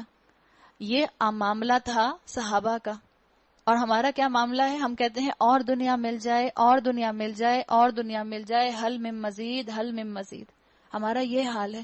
تو اللہ تعالیٰ نے یہاں یہ بات واضح کی کہ انسان کے اندر بہرحال یہ ٹینڈنسی ہے کہ انسان بڑا ہی جلد باز واقع ہوا ہے۔ ہم بھی یہ چاہتے ہیں کہ ادھر ہم نیکیاں کرنا شروع کریں، ادھر ہمیں تعریفیں ملنا شروع ہو جائیں، ادھر ہم نیکی کرنا شروع کریں، ادھر خاندان ہمارا سپورٹیو ہو جائے، ادھر ہم نیکیاں کرنا شروع کریں، ادھر ہماری اولاد فرما بردار ہو جائے، ادھر ہم نیکیاں کرنا شروع کریں، ہماری اولاد کے رزلٹ اے سٹار سے نیچے آئے ہی نہیں، ہمارے بچے ایک سے ایک اعلیٰ یونیورسٹی میں پڑھیں۔ کیوں؟ میں اتنی نیکیاں کر رہی ہوں۔ آف کورس ایسا ہونا چاہیے۔ انسان جلد باز واقع ہوا ہے۔ دیکھو، ہم نے رات اور دن کو دو نشانیاں بنایا ہے، رات کی نشانی کو ہم نے بے نور بنایا اور دن کی نشانی کو روشن کر دیا، تاکہ اپنے رب کا فضل تم تلاش کر سکو اور ماہ و سال کا حساب معلوم کر سکو۔ جس طرح عروج و زوال کی بات کی گئی، اسی طرح اللہ تعالیٰ نے اس کے ریفرنس سے یہاں پر دن اور رات کی بات کر دی اور بتا دیا کہ جیسے دن کے بعد رات آتی ہے، ایسے یاد رکھو ہر کمال کو زوال ہے۔ مسلمانوں پر ایک وقت گزر چکا ہے کہ مسلمان دنیا میں بہت عروج پر تھے، آج اس قوم پر زوال ہے، آج یہ قوم سو رہی ہے۔ ورنہ ایک وقت مسلمانوں کے اوپر کیا تھا کہ مسلمان کے لیے شاعر نے کہا تھا کہ خورشید کی مانند جیتے ہیں، ادھر ڈوبے ادھر نکلے، ادھر ڈوبے ادھر نکلے۔ آج اس قوم کے اوپر زوال ہے، تو کیا نا امید ہو کر بیٹھ جائیں؟ نہیں۔ جیسے دن کے بعد رات آتی ہے، ایسے ہی رات کے بعد دن بھی آتا ہے۔ امید کے ساتھ اس امت کو جگانے کی فکر کریں۔ پہلے میں خود جاگوں، پھر میں اوروں کو جگاؤں۔ وہ جو چوکیدار ایک زمانے میں ٹی وی پر دکھاتے تھے، وہ پھرتا ہے اپنے ہاتھ میں ڈنڈا لے کے اور کہتا تھا جاگتے رہنا، میرے پر نہ رہنا۔ ہمارا بھی بالکل وہی حال ہے، ہمیں بھی یہی کرنا ہے۔ میں آپ کو کہہ دوں، جاگتے رہنا، میرے پر نہ رہنا۔ صرف اس لیے کہ ہم سب نے اکٹھے بیٹھ کر قرآن پڑھ لیا اور اکٹھے بیٹھ کر رمضان کے مہینے میں قرآن سن رہے ہیں، صرف اس لیے مجھے اور آپ کو جو ہے اللہ تعالیٰ جنت میں نہیں بھیجے گا۔ اللہ میرا اور آپ کا عمل دیکھے گا۔ اللہ دیکھے گا میں نے اس امت کے اندر جو امت وسط ہونے کی ذمہ داری میرے کندھوں پر ہے، وہ میں نے ادا کی کہ نہیں کی۔ چاہے میں اسکول گوئنگ ہوں، چاہے میں یونیورسٹی گوئنگ ہوں، چاہے میں ہاؤس وائف ہوں، چاہے میں پروفیشنل کسی سے تعلق رکھتی ہوں، کسی بھی پروفیشن سے تعلق رکھتی ہوں۔ اسی طرح ہم نے ہر چیز کو الگ الگ ممیز کر کے رکھا ہے۔ ہر انسان کا شگون ہم نے اس کے اپنے گلے میں لٹکا کر رکھا ہے۔ یعنی اصل برکت کس چیز کی ہوتی ہے؟ نیکیوں کی۔ اور نحوست کس چیز کی ہوتی ہے؟ گناہوں کی۔ شگون اس چیز کے اندر ہوتا ہے، اللہ کی دنیا کی نعمتوں کے اندر شگون نہیں ہوتا۔ قیامت کے روز ہم ایک نوشتہ اس کے لیے نکالیں گے جسے وہ کھلی کتاب کی طرح پائے گا۔ پھر کیا کہا جائے گا؟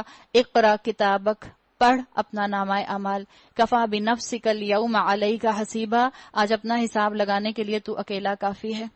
اللہ تعالیٰ قیامت کے دن شاید ہمارے اعمال کی کوئی مائکرو چپ نکال کر جو ہے وہ بڑے سے پروجیکٹر پر چلا دیں گے، اور ایک ایک عمل آپ کا اور میرا سامنے آ جائے گا. ایسے لگتا ہے جیسے آپ نے کبھی آج سے کئی سو سال پہلے تو شاید لوگ سمجھ بھی نہ سکتے. ہم آگے سورہ قیامہ میں پڑھیں گے کہ اللہ تعالیٰ بتائے گا کہ جب انسان ڈیکمپوز ہو جائے گا اور اللہ اس کو دوبارہ اٹھائے گا تو اللہ اس کی انگلیوں کے پور تک دوبارہ بنا دے گا, اس کے فنگر پرنٹس تک دوبارہ بن جائیں گے. اور اگر آپ فنگر پرنٹس کو دیکھیں تو ہر انسان کا فنگر پرنٹ ڈفرینٹ ہے. دنیا میں جتنے انسان ہیں کسی ایک کا فنگر پرنٹ دوسرے سے نہیں ملتا, ہر ایک کا فنگر پرنٹ ڈفرینٹ ہے. آپ اگر کبھی سی ڈی کو اٹھا کر دیکھیں تو سی ڈی کی جو بیک سائڈ ہوتی ہے اس میں بہت باریک باریک باریک باریک لائنز ہوتی ہیں. کیا پتا اللہ تعالیٰ کے پاس کوئی ایسا انسٹرومنٹ ہو جس کے اوپر اللہ تعالیٰ میری انگلیاں یا میرا ہاتھ رکھ دیں, جیسے ہمارے ہاتھوں کے اوپر یہ فنگر پرنٹس ہیں, اور پھر اس کے بعد ہمارے اعمال جو ہیں جو ہم نے ہاتھوں سے کیے ہوں گے وہ ایک بڑے سے پروجیکٹر پر سامنے آنا شروع ہو جائیں, جس کو میں بھی دیکھوں گی, رب بھی دیکھے گا, فرشتے بھی دیکھیں گے, اور وہ ساری انسانیت دیکھے گی جو میرے برابر کھڑی ہوگی. تو اللہ سے دعا کرتے ہیں کہ اللہ تعالیٰ ہمارے گناہوں کو یہیں ختم کر دے. اللہ ہمیں اپنے گناہوں پر معافی مانگنے کی توفیق عطا فرمائے, دوسروں کی خطاؤں کو ڈھانپ لیں. اللہ قیامت کے دن انشاءاللہ ہماری خطاؤں کو ڈھانپ لے گا.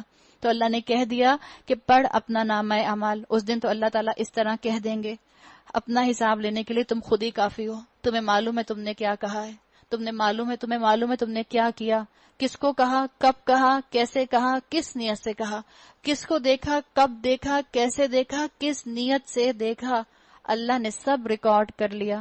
اللہ تعالیٰ مجھے اور آپ کو توفیق دیں کہ ہم بہترین طریقے سے اللہ کے سامنے توبہ کر سکیں.